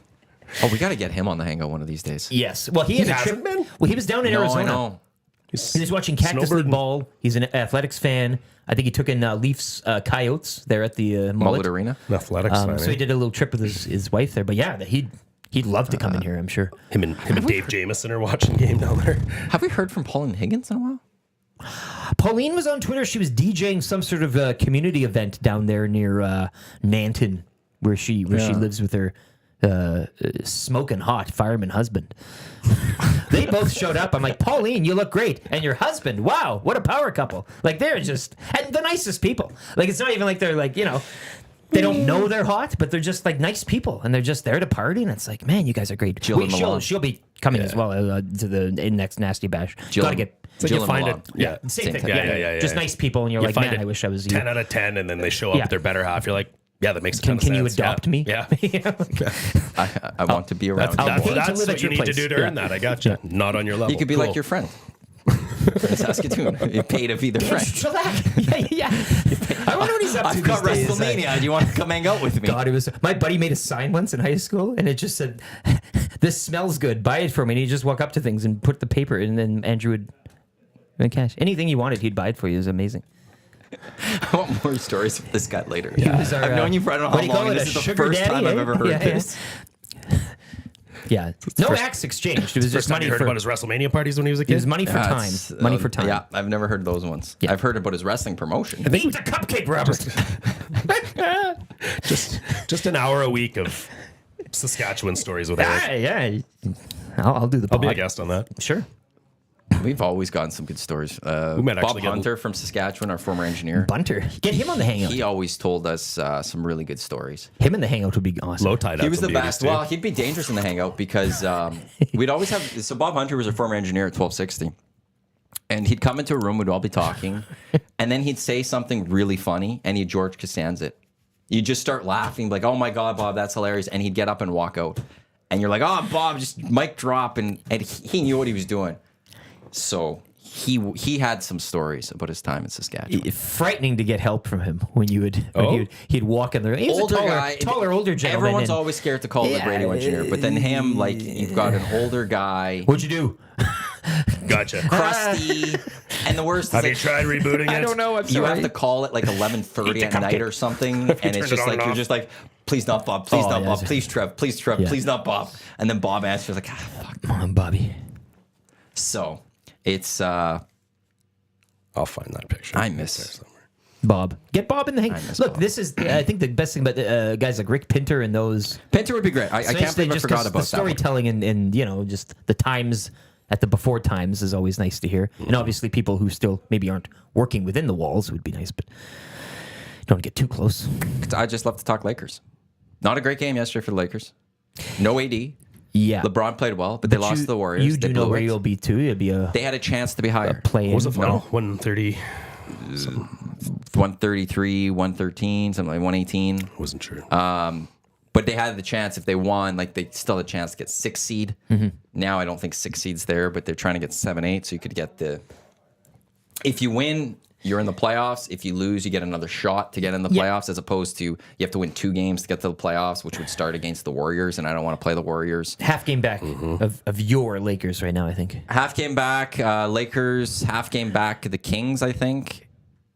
A half game back, the Pelicans, or is it full game back? Have Sacramento won since the announcement? They were like on a like the A's announcement. They're on some like winless streak since that was announced that the Kings won a few nights ago. Okay. I think that must have been snapped. They blew it last night against the Thunder. The Thunder had a nice comeback. Pelicans beat the Trailblazers, and then the Suns had a nice comeback. Mm-hmm. I don't know if you guys saw the score in the Suns Clippers game to start. What was it, a 30-point deficit? 35-4 or something like that to start. Wow, it was just terrible for the Phoenix Suns. Wow. It's a few misses in there. Hey, it's a great time of the year. We've got NBA playoffs about to start, NHL playoffs about to start, and then Masters. A par 3 contest is underway. Champions League knockout continues this afternoon. Champions League knockout semifinals, which means we've got the quarterfinals. Semifinals is coming up, and I don't know who I want to win. I think it'd be Byron. I think so. Davies winning. Why not? Also, Tuchel leaving. Going out of Bayern with a win, the Champions League win. Ultimately winning, though, a Champions League, though, for them would be something else. Although, I kind of like the story of Harry Kane not winning. Continue that. Right? Absolutely. PSG would. I don't want PSG. Bayern aren't winning it. Give me Atletico. I won't mind seeing them take one. Europa League, that's where it's at. Oh, sure. Give me the Conference League. Wink, wink. I think I'm going to need that one next year. We've got our qualifier for the EST FlyAway here on the Hangout. Zacticum, what do we got? Tube socks. Oh, Tube socks is our qualifier. Tube socks. How are you doing today? Hey, you know what? I find myself all right. All right, indeed. You should be feeling even better. Eric calls you Steven as well. So I just call you my lucky charm. Your lucky charm. You've been to Vegas before, haven't you? In 1998. In 98? Why'd you go in 98? Do you remember? Just cause? Me and the missus, actually, my parents took us down there because it was their anniversary. So they bought everyone a trip to Vegas. So, yeah. Well, now it's long overdue times. for you getting down there, I'd have to say. It's there was no roof over Fremont Street when I was there, so things have changed. Yes, they have. And then there was no Sphere, but you got to go check out the Sphere. If you win, when would you want to go? Or do you care? I don't really care. I've got nothing specific. I would have to take a look, see what's happening, see what's shaking, as the kids say. Well, Tube Socks, congratulations. You're in the draw. Keep your phone on April 26th because we'll do the grand prize draw. And if you are chosen, the boys will give you a call, let you know that you're off to Las Vegas. Very good, then. Thank you very much, gentlemen. And that is the Tube Socks, our latest qualifier for the EST FlyAway. Next chance to qualify coming up during the lock shop. You guys could switch spots now if you guys would like, as long as he's good to go. Yes. He's got to go do something. Yeah, that's fine. We'll make the switch, and it's good hearing Tube Socks' voice. What? Because he's been around. If you ever see Tube Socks at an event, nestle up to him because he's got stories to tell. I'm not going to say his age on air, but he's a little older than he looks, and he's been around. He's a beauty. He's an old rock star from way back when. So again, some pictures of him in his when he was performing. You wouldn't have guessed, hey? Like it's a totally different Tube Sock, but. You're good to go? Yeah, I'm good. Thanks, boys. Can I ask a favor of you, Lieutenant Eric? Yeah. Yes. Can you bring a White Claw, please? Oh, any flavor? Any flavor. Dealer's choice. We don't have this pack. Black cherry. We don't have this pack. Oh. I don't think. We have we have variety pack number 2 in the fridge right now. No, so we have a warm one. If you don't want a warm one, but you don't want a warm one. No. It's like having warm they're water. delicious at any temperature, let's be Warm honest. water? Yeah, it's like some people, I've met a couple people who they need warm water. No. Like, I mean, if you're above the age of 70, I need my hot water.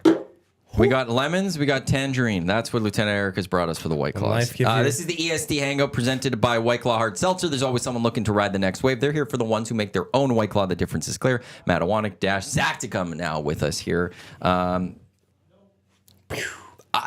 Great, both great. Tangerine's the better one. I will throw that one out there if you're going for one. Okay. Convinced. Great choice. I love the tangerine. Tangerine has gone up my power rankings of White Claws. Lime is probably number 1. Watermelon probably. Oh no, raspberry number 2. Watermelon 3. That cherry's pretty good too. Tangerine has jumped up there. So cheers, Matty.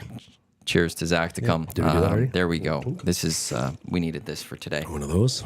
How are you doing today, Zach? well, I'm doing fantastic. Calling Tube Socks was fun. You're going to the game tonight, aren't you?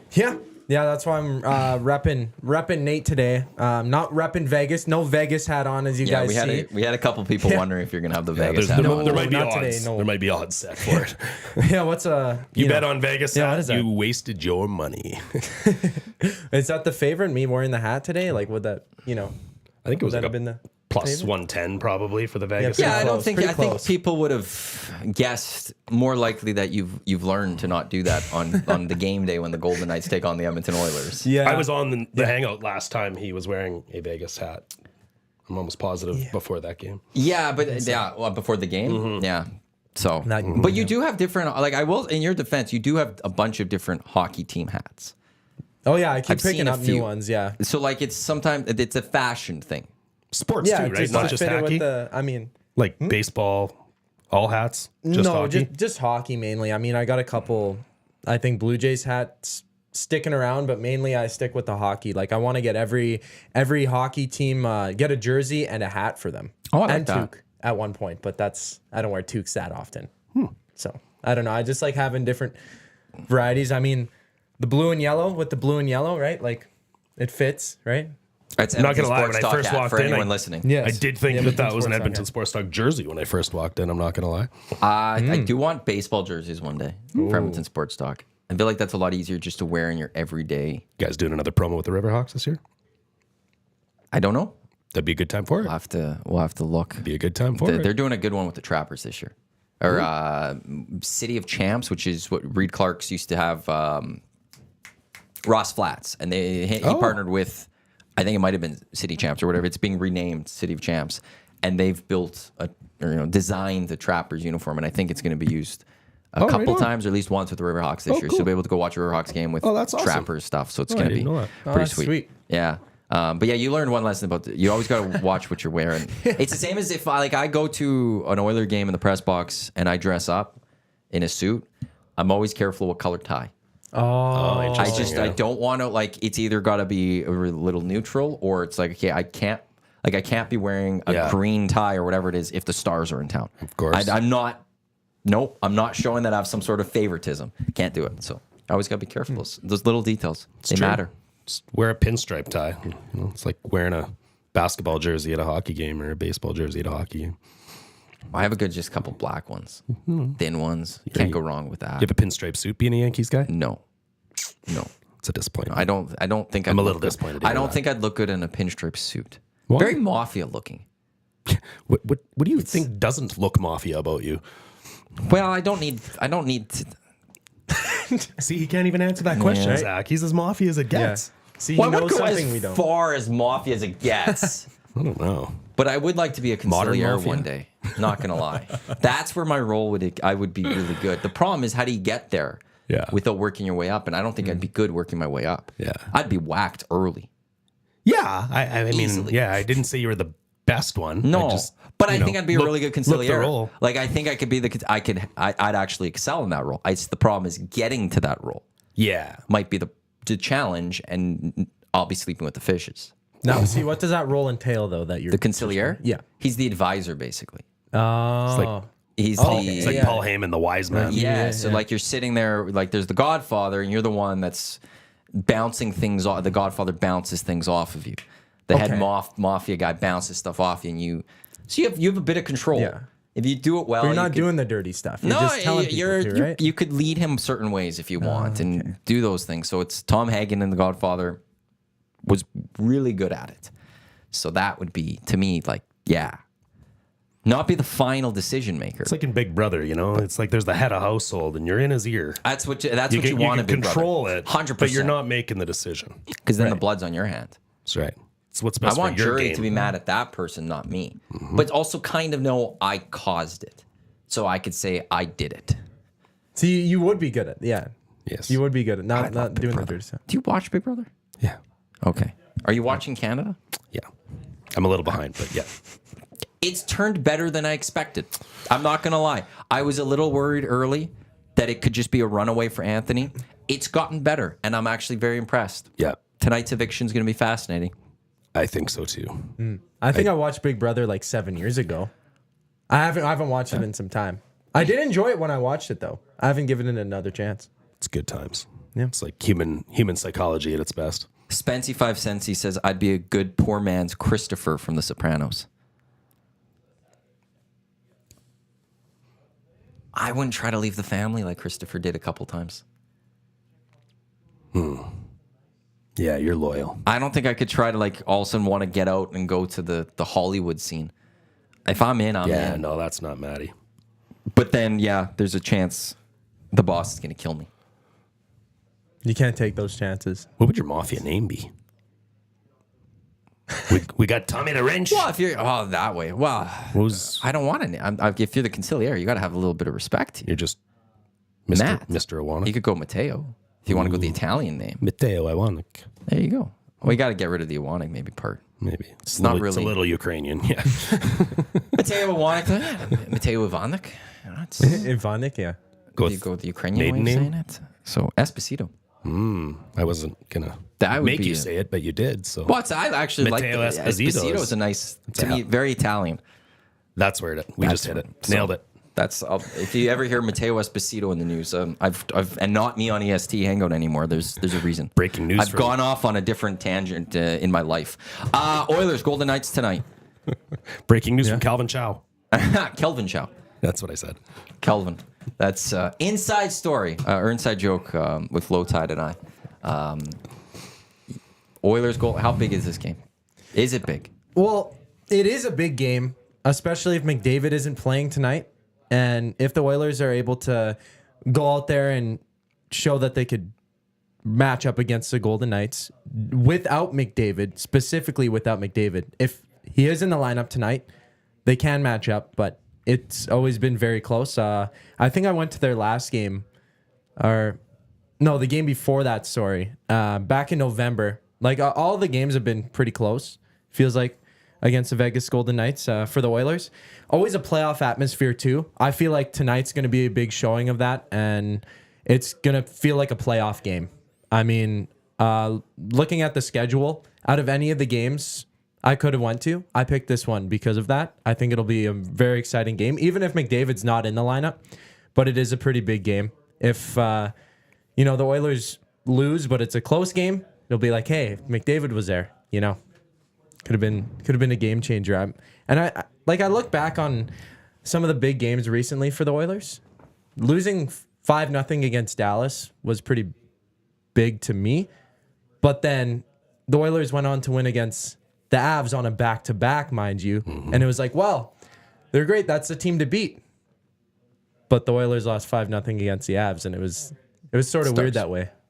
Or did I say Stars? Sorry, but won against the Avs and then right back against Calgary and played well there too. So yeah, well, it was ebbs and flow. That's what it is. That's the thing of the season, but can't win them all. And they're not going to sweep in the playoffs. I don't even care. Like in the playoffs, when you lose, I don't care how you lose. In a sense, I don't think there is momentum in the playoffs anymore. I don't believe they go game to game. Yeah. I think over the last number of years, we've seen that momentum is there for a game. It absolutely, what you're doing in the first period could carry the second, third. Yeah. But the moment that game ends, going to the next game, that's gone. It's a brand new game. And so if you go into the Oilers and you're in game 3 up 2-0 and you lose 6-0, that's right. I don't think it's a big deal at losing 1-0. I don't think it impacts the next game as much. The Flame series 2 years ago, right? It was like 9-4, 9-5 in game 1. Like it was just ridiculous. They just took us to the woodshed. And then who won the next 4? Us, handily. Right? And that's where, but on one leg, people will panic. But one guy, apparently. That's the Flames. The Oilers are good enough to go beat the Golden Knights tonight without McDavid. Like, this is still a really good hockey team. And as great as McDavid is, they should be able to go beat this Golden Knights team. But is it that big of a priority? Like, how much do you guys want the division? Is that just a really, I don't really stupid care question? About the division. Like home ice advantage might be nice. Maybe. Like sometimes that matters. Sometimes it doesn't. Sure, I'll take the division if it's there and in front of us. Maybe more or less just not to have to hear it from Canucks fans. But I don't know. I don't think it really, like, where we slot and where we end up in these playoffs, like whether it's LA, Vegas, or Vancouver in the first 2 rounds, pick 2 of the 3. I'm not scared of any of them. I'm more scared of Nashville than I am the other 3. Well, Nashville might, as of right now, Nashville's coming to the Pacific. Nashville and feels Vegas like is going Florida to the Central last year, like sneak in and then go. And I don't like that. I think Nashville takes down Vancouver if they meet in the first round. Vancouver will hands down be, like, in playoff pools, they'll be taken as like the number 1 upset over and over and over again. I don't think anybody really believes in the Canucks at this point. Well, yeah, and if there is going to be, like, to me, the Canucks, I think they're open for that upset in the first round. If they win, then I think there's a confidence built in that team. But they haven't been in the playoffs. Like, they were in that bubble year in Edmonton, where they went on that run with Demko and Net and all of that, and things were really good. But then they've dropped and they've been struggling. And the core of that team, this team wasn't there for that one. And so they need to learn how to win in playoffs. We've talked about that with the Oilers. You got to learn how to lose. Never mind learn how to win. Well, Stammer had to learn how to lose. Gretz had to learn how to lose. Stammer, Sid, Ovi, McDavid's still doing it. You think Huggy and Petey are going to walk in and... It's not easy. No. And that's where I think they're open for the loss. Especially with nicknames like Huggy. I think right now, like, I'd rather take on the Kings than the Predators. Yeah, oh yeah. Which means 100%. In that I'd rather take on the Kings than anybody. But in that sense, then almost you don't want the division. Well, exactly. Right? That's why I said I don't care. If you go get the division right now, you're getting the Preds as opposed to the Kings. And now, look, I don't want the Oilers to go play and not try to win hockey games. That doesn't happen in sports. No. Even teams tanking try to go win those games. It's the people higher that are messing with the lineup to try to see if you get the losses. Gagne, Cogliano, and Nielsen did it to us. We lost a huge drop position that year when we won the last game of the year. But it's one of those where I think it's actually a little maybe more beneficial because the Oilers will kill the Kings. I believe they own. That's not one where I don't believe that it's hard to beat a team 3 years in a row. I look at this, the Oilers have the Kings numbers, and they're going to be able to take them out. I feel like it'll go to 6 or 7, but I feel Kings? like yeah. But the Oilers come out any day of the week in that series. Like, I can anytime, I can 100 say times anywhere over. between 5 and 7 games. I think they come out against the Kings. You know what I'd honestly really like, and I don't know what place they have to get into or how it all works out. I'd rather just take on the Knights in the first round. Just get it over with? Just get it over with, because I think that's the biggest momentum builder, right? It's the monkey off your back. It's the team that knocked you out of the playoffs last year, the defending Stanley Cup champions. I think you just check that box, and then after that, it's kind of gravy. You know,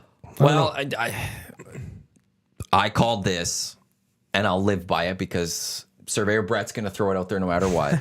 I said if the Oilers beat the Golden Knights, they'll easily win the Stanley Cup.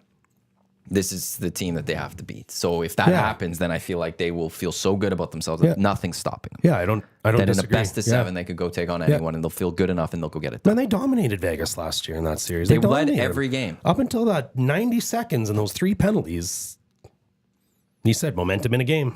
And we lost momentum in that game. And quite frankly, more should have been done from the league on this. But Pietrangelo / Leon Draisaitl messed with the Oilers, where that's where a momentum carried to the next game, because the Oilers are trying now to focus on Pietrangelo and retribution, and there needs to be some of that for what he did. I do get that, but they got off their game almost too much to focus on that, where then the Golden Knights are like, cool, we'll just take the puck and we'll score some goals and we'll win this hockey game. It was the reverse of the Oilers and the Flames in that series. Yeah. Where the Flames tried to, Kachuk tried to get on the Oilers' skin. Give Kane this one and then Try to get there, and then hope that the Oilers would come at them and take penalties. And in game 1, they did that. Yeah. And then the Oilers realized, hold up a second.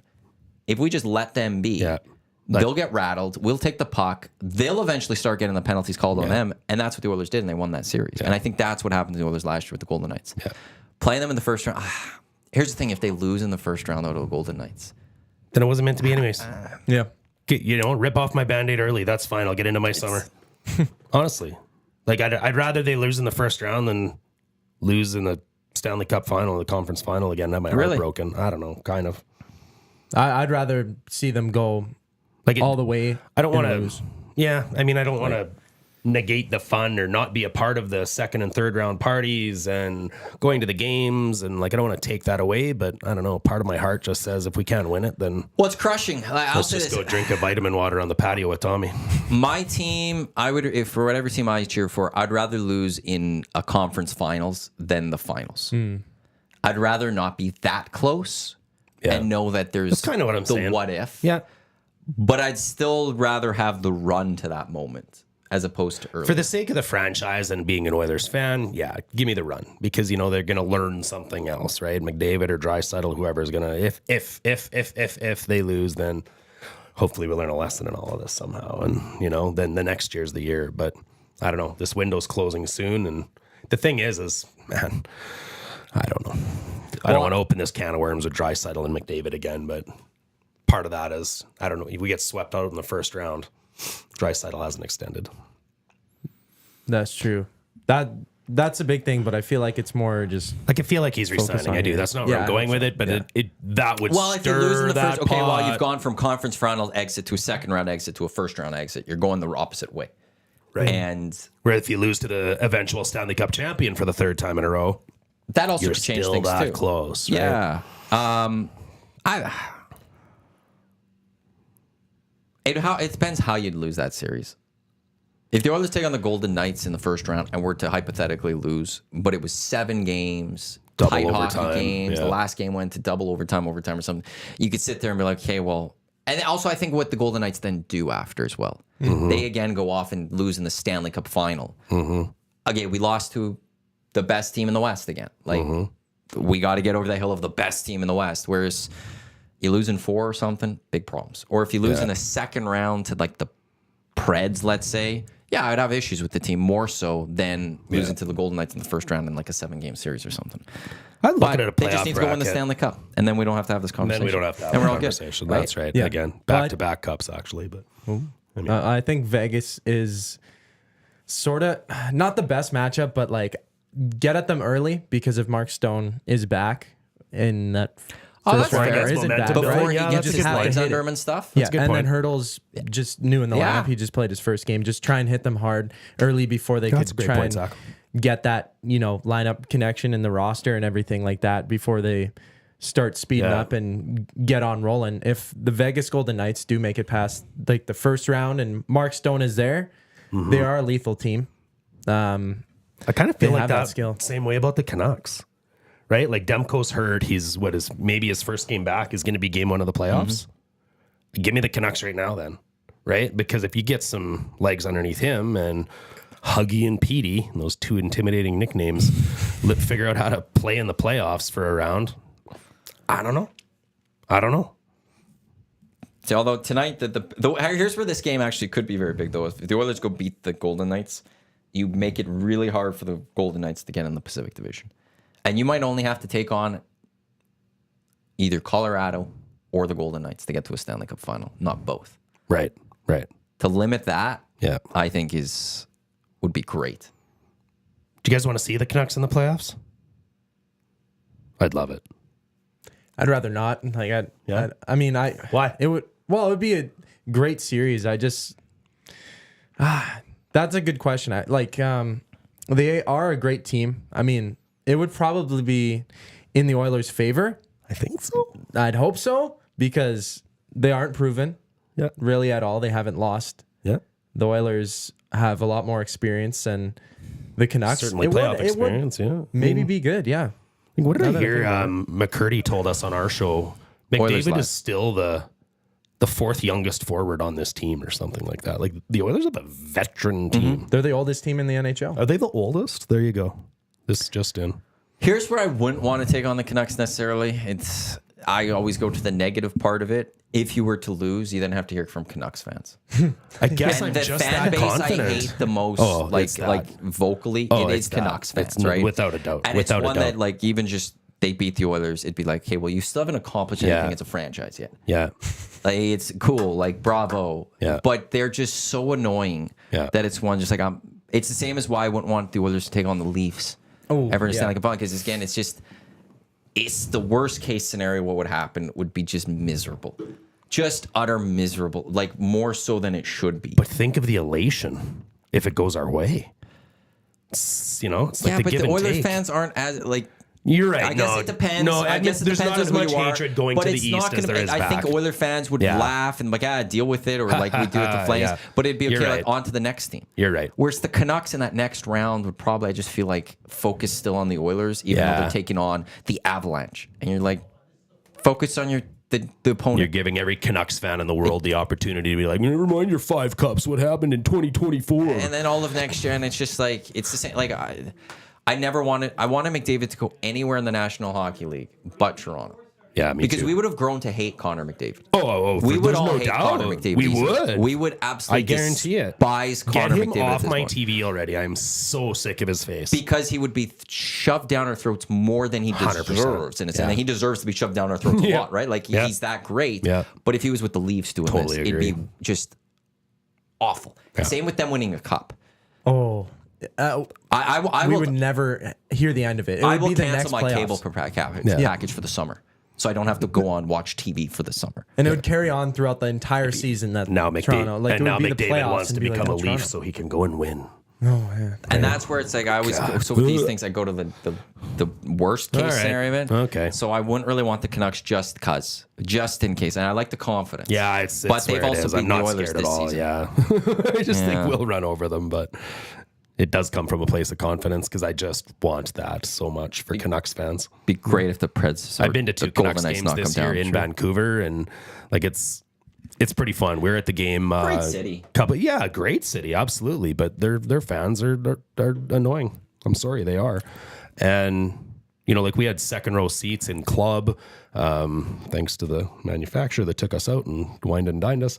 But it was the fans all sitting around us were very clearly knew that we were not Canucks fans. We're not cheering. We weren't wearing Oilers stuff. It's the Avalanche versus the Canucks. But they were up 3-0 early, and I turned around to the entire row behind me and just said, you know what? They're losing this game. Colorado's coming back.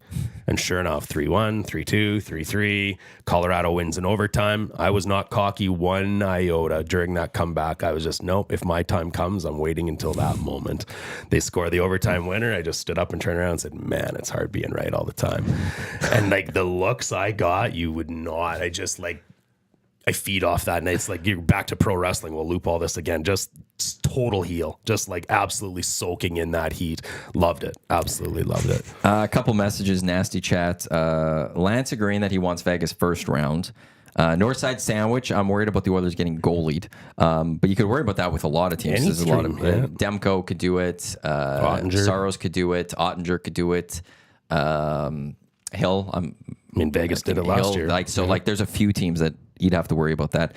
James Shaw says, I live in Vancouver and their fans suck except for my friend Travis. Except for your friend. I like how he gives his buddy the out. Andrew 780-218-9999 Paris Jewelers. Inbox Canucks fans still bring up an 8-1 win against Jack Campbell when the fans were playing their Oilers were playing their worst. Their fans are awful. That first game? Yeah, early this year. And then Jasmine Demko was practicing today. They're getting him healthy for playoffs. Yeah, I know. I understand he's skating, but I don't give a crap. Playing a game is a whole other story, and then playing in a playoff game is a whole other story. So you're going to drop him straight into the fire. As per Dustin Nielsen, as per Ryan Rishaug on Twitter. Whoa. Connor McDavid skated on his own earlier this morning. Knobloch says game time decision.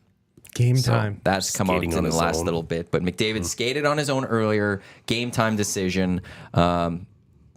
Truthfully, don't play him. I'd rather see him sit. Sit him up. Just be healthy. If it's a game time decision right now, to me, then it's we'll see you next game, Connor. Yeah. Straight up. Vegas needs this game. They need it. Absolutely. Like Peter Angelo going to come up with another two-hander, and this time for McDavid? Well, that's a team that we might play them in the first round. What did Eric say? That once you know there could be an injury, and people will say don't play scared and all that, and injuries can happen. That's fine, but there's something a little wrong now with McDavid, a little something. So if there was a question for today's game, no offense, Zach, that has a ticket to the game, and everyone else has a ticket to the game that would love to see Connor McDavid, but for the Oilers' sake, for the playoffs, you might as well be like, hey, cool, we'll wait one game. Yeah. Well, I'm going to the game. days. I'd rather not see him play if he is a bit injured. Like I'd rather see Dry him go do nuclear, good. right? Like let's pull a Malkin. Dry pulls out 4 or 5 points. Absolutely. Give McDavid He could sit there and say, I feel 100%. And you go, that's awesome. Great. We'll see you next game. Yeah. Because this game isn't now, like your focus now should be 90%, 95% on playoffs with the 5 to 10% on the Pacific Division and getting home ice. Evgeny Malkin's best games were when Crosby wasn't on the ice. It won him a MVP trophy 1 year. It did. Right? Because Crosby was hurt most of the year and Malkin was unbelievable. Could be argued that McDavid being hurt won Dry an MVP. 100%. Because Dry had an amazing season that year. That was the COVID shutdown year. So, they were like, there was a point right before the shutdown too where McDavid was out and they were doing fine, and then Clefbaum got hurt, and that was when you noticed how big of a deal Clefbaum was for the blue line for the Oilers. Well, they're just how poor our defense was in the first place. The Clefbaum can make that much of a difference when he's out. Such a big, but it was bigger than McDavid's injury. They were able to deal with it partly because what was it? Draisaitl, Nuge, and Yamamoto had that unreal line for like 3 months. Dry line, and then Tippett didn't even give him a chance to do it in the playoffs. Like, this is asinine for me to say. Don't clip this, Surveyor Brett. But you just get it. You just told them that. Basically, you've given them that opening. I think McDavid is like the 4th most important person on the ice when it comes to who might get injured and how much it'll hurt us. Like, I think Skinner getting hurt's our number one priority. Well, their number one concern, I understand what you're saying there. Nurse, I know a lot of people being out. I think that's bigger for us losing a number one top pairing D. It's like going back to 16-17 when the Oilers made the playoffs for the first time in a number of years. You could argue that Connor McDavid's best player, MVP, all that of the league, but Cam Talbot might have been the MVP of the team. Oh, right? No like doubt. it's that weird discussion that, like, without Talbot, we don't make it to the second round that year. You lose McDavid, it's a huge blow. But you would like to think you have enough of the other players that you can survive for a little bit. Like losing McDavid for the playoffs would just be awful. Yeah. But losing him for 2-3 games, okay, the team should be able to survive that. Yeah. You lose Ekholm for 2-3 games or Nurse. Like that, I see what you're saying there. Then you're bringing in Broberg. Then you're bringing in, you know what I mean? Like, I just think the trickle down and the effect is that much more. We can't. What are our chances if Pickard or Campbell are our starting goalie? That would be pretty rough. For a series, not good. Not good. I think Pickard's done an exceptional job as the backup. He has served his purpose. I don't know if he could do the UC Markkinen. Right. Agreed. If he had to, 1 or 2 games. I think so.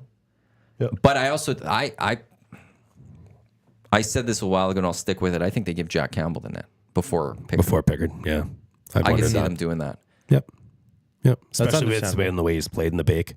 Right? If he didn't finish off the season in the Bake how he has, maybe not. But, he seems to have got his kinks worked out. He seems to have confidence back. He just needs to be a backup goalie, which he's proved he can do, right? I think he was such a good backup goalie in the playoffs last year that people were clamoring for him to play Game 5.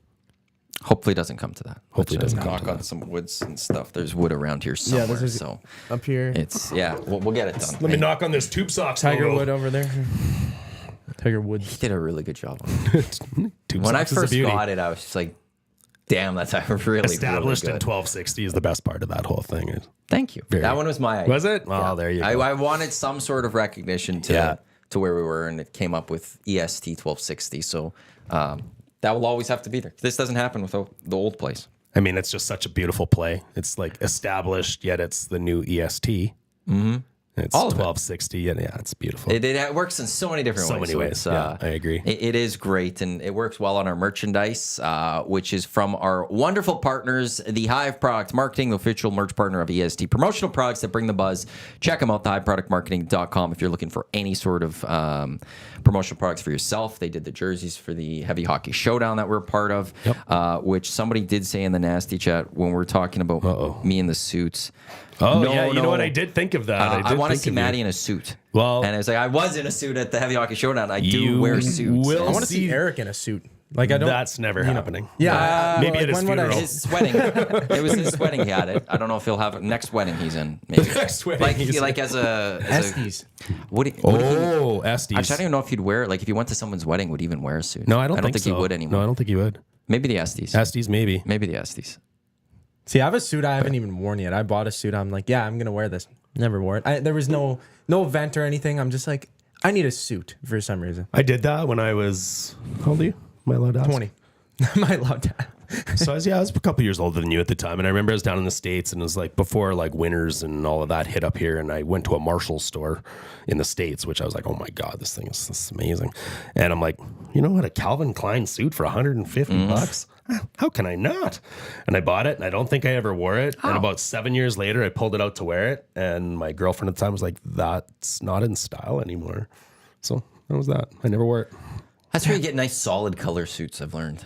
Mm-hmm. Solid color. It was gray. It was solid. It was like the lapel or something. Wasn't it? It's too fat? Yeah. See, I like the small lapels, which then lets me wear the small ties. I don't like the fat ties. You won't see me wear a fat tie again unless I have to in like a wedding party or something. Well, I like a nice. To whoever wants to see you in a suit, we had final conversations with the videographer from the Heavy Hockey Showdown yesterday. The videos are complete. We're just applying some music to it now. Is my speech in it? Your speech is absolutely. In fact, we've got several different videos. One's a bit of a pump-up video. One's a bit of a promotional one for next year. And we're very close to being able to release that. So. Oh, I look forward to that one. You got to see me go any given Sunday. Al Pacino on these guys. Tony DeMonte. Unbelievable. And I'm in the suit. Actually, the suit I wore for that one. Is the blue one? The dark blue one. I got that for Eric's wedding. That's why I have that suit. Oh, okay. So that's for that. It's a nice suit. It's my favorite probably. I got a good black one. I need to get a nice burgundy one. I like the red suit. I think it looks sharp. It definitely does. Little Ron Burgundy. Ron Burgundy. Surveyor Brett has tweeted, "Wow, noted McDavid hater dash in the park on the Hangout right now on Edmonton Sports Talk." Wow, that? You shouldn't have added that early part to it. I asked for it. All I did is it was like I jabbed a T in the ground for him, right? Now he just goes and sets his ball on top of it. You took the spotlight and like shone it on yourself. I'm like, Surveyor Brett, I'm over here. Listen to what I'm about to say. And I know better. Yeah. I know way better. That was a big mistake. Also, Coach you made a mistake today. I made a mistake today. I make mistakes all the time. We can't all be Zacticum. Coach Pete from the Heavy Hockey Showdown is actually going to be on the Hangout tomorrow. Oh, is that the day? Yeah, we'll do it tomorrow. Yeah, nice. We got it done, and he's going to be on tomorrow. So awesome. He won that as being on the coach. Won part of a spot on the Hangout. So me, him, and Gage are tomorrow. I don't know if Tommy will be here or not, but we'll have Coach. So we'll get a little stories of how again, this wasn't coaching fault. Me and Coach Pete and Coach Fergie and Coach Lieutenant Eric, we did our job well.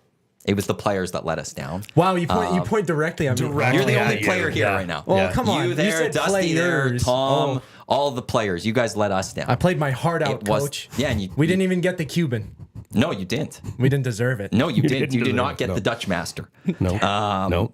And you know, I got a big trophy with a cup on top of it. So Coach Pete will talk about how it was your guys' fault and not ours. You sound like a Canucks fan right now. Well said. Well said. The last thing I heard Pete say was that coaches are hired to be fired. That was the last thing he said to me before we walked out of the arena. So, see, that's what you guys did to us. You got Coach Pete thinking he was getting fired because you guys couldn't produce. Went home and cried that night. He did. Feel terrible. He'll admit it tomorrow on the air. I've got a text for Zacticum. Oh, from Big Maple. I need at least a quick rundown from Zacticum on his predictions for UFC 300 this weekend. It's 300 this weekend? Yeah, 300, biggest card ever, man. Oh, let me I didn't pull up realize the it was entire 300. card. I know you said 310 earlier in the show, and I was like, no, not yet. 300. Big wow. Yeah, Dana White is predicting it's the biggest card in UFC history. T-Mobile Arena in Vegas. Mm-hmm. This is where I remember when they were first starting in the 90s. There's been too many of them, in my opinion. But getting to 300, good for them in that sense. So, do I know any of these people? Oh, I know You know a lot of these. Gaethje and Holloway. I don't know a lot of these. Sorry. Really? No. Okay. I know Gaethje and Holloway. That's it. Okay, and the other names are hard to pronounce. Can't lie. Some of them are pretty interesting. Main card or the whole thing? I can No, go main card. yeah, it's a big one. Well, these are big fights then overall. These are pretty huge. You got two title fights. It looks like. Yeah, or are they two all title fights? Just two. Okay. Just the two. Yeah, the two top ones. Co-main and main event. Both 5 rounds. Yeah, starting with the first fight on the main card though. Bo Nickel versus Cody Brundage. I mean, Bo Nickel. He's got a huge hype behind him. He was I think minus 500 or something like that. Like he's an insane favorite. The other guy is like, isn't he? Still undefeated? Yeah, 5-0. Wrestler, I don't know. He's got a huge hype train behind him. He comes from college wrestling, and then Cody Brundage. Nobody really thinks he'll win. I got Bo Nickel. I'm on the hype train there. And then this is where it gets interesting. Arman Zarukian versus Charles Oliveira. Oliveira is a champ. He used to be the champ. He's like the people's champ. Man, I want him to get that belt back, but I do think he's gonna win. He's insane at jiu-jitsu. Oh, Oliveira, he's gonna go in there and absolutely piece up Zarukian. And then Max Holloway versus Justin Gaethje. I bias. Gaethje is my favorite fighter in the UFC. Is he? Yeah, the highlight, Justin Gaethje. Oh, if you watch his first fight, he didn't even know how to properly strike. And he's a wrestler. He picked the guy up, slammed him on his head, and knocked him out. It was like some WWE stuff, but real. Like it was cold. And then Max Holloway, he could take all the punches in the world. He can land punches. He doesn't have any power. I got Gaethje in that fight. It's very close, but I got Gaethje. Yeah. I got you it big on him. UFC guy? Not big, but I followed enough. Yeah. And I even I went on Coolbet and saw right away Gaethje opened up as a plus 550 underdog. He's minus 220, I think, last time I checked. So I sprinkled a bit on there. And then you could use a UFC promo on there. $25 free bet on Coolbet. Look at this guy. Which is sick. Almost learning use that. full Coolbet, promoting Coolbet all there. I've been using it all the time now. They got great promotions there. And then Weili Zhang versus Yan Zenon. I'm sorry, I probably mispronounced that name. Both Chinese fighters fighting for the belt. Women's strawweight. Weili Zhang has that. It should be a pretty easy fight for her. I think she's a lot more skilled. So I got her in that fight. And then this is where it gets really interesting, the main event. Alex Pereira versus Jamal Hill. And Jamal Hill looks tight based on Coolbet. Minus 127 plus 111 for Alex and Hill. And plus 111, I think it was Jamal Hill. He tore, I think, his Achilles, and he lost the title that way. He never lost the fight to lose his belt. It was just stripped away from him. And then Alex Pereira now has the belt. So that's a super close fight. I think Pereira's my guy. I do like him. Yeah, I think Pereira's my guy, but Jamal Hill is a dog too. Yeah. So those are my picks for UFC 300. Is this the best card you've seen? There's parts like overall, the entire card, value. like start to finish, not just main card. It's insane. You don't want to miss any of these fights, really. If you're a fight fan, like Holly Holm's on the card, Yuri Prohaska, and Jim Miller is he has the most fights in UFC history, I think 43, and the most wins of all time with 27. Wow. He's fought in UFC 100, 200, and now 300. No He's gonna way. fight Is that right? Hey, too, wow. yeah. So They got to start making those insane. 2-night events. yeah, right? UFC 300. Well, you can't have banger after banger, you know? Somebody's got to go have a pee and grab a beer. So Yeah. So it should be good overall. It starts at 4 p.m. With all the early undercard stuff. And then fight should probably end around 10 or 11 p.m. So it's like your whole afternoon, your whole evening. You got a full. Here's how you down, do that. You could do the full day. There'd be soccer in the morning. You could watch Premier League action or whatever. or sleep in, whatever. Then you could throw on the Masters, TSN's coverage until they take the network coverage. That usually ends about 4:30. Yep. Flip it over to UFC undercard, and then later that night, UFC Oilers. Who's into? Is it Avs again? No, it's Canucks. Oilers Canucks on Saturday. Yeah, Canucks. You got that. Friday. Sharks. No, Sharks Monday. Yeah, you got that. Canucks, yeah. Saturday, full day of sports that you can watch there. Coach Pete has texted in saying, "I'm going to tonight's game, and I do not want McDavid to play. Hey. Let McDavid Good rest boy, and Pete. heal up. Let Draisaitl step up and show his full capabilities. More That's right. responsibility for him, and he definitely steps up. He's a great player too, and could carry the responsibility of leading the team. That's Coach Pete laying Save down that the for law. tomorrow there, He hot is takes. laying down the law, and I think it was VR Montenegro has the picture of me in the suit with Coach Pete in his suit and Lieutenant Eric in his jersey. I need to see this. Let's see.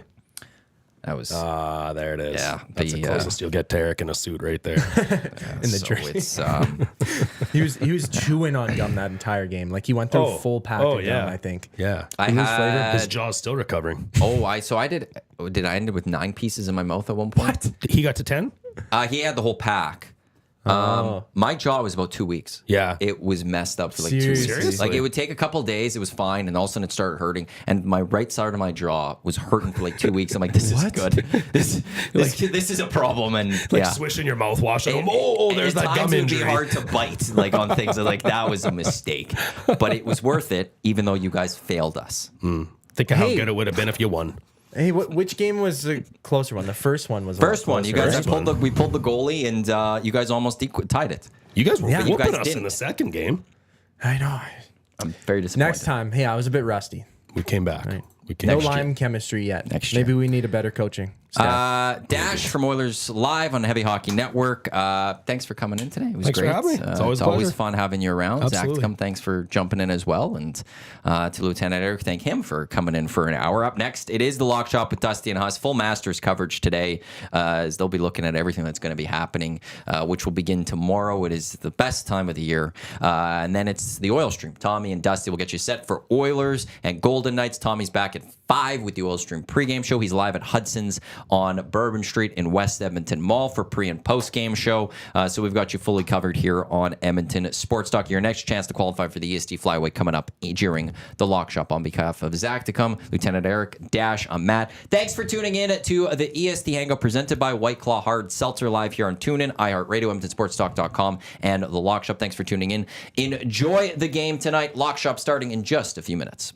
Let's go. There you go, right in front of the camera. First-time guest, long-time listener, fan of the original draft commissioner.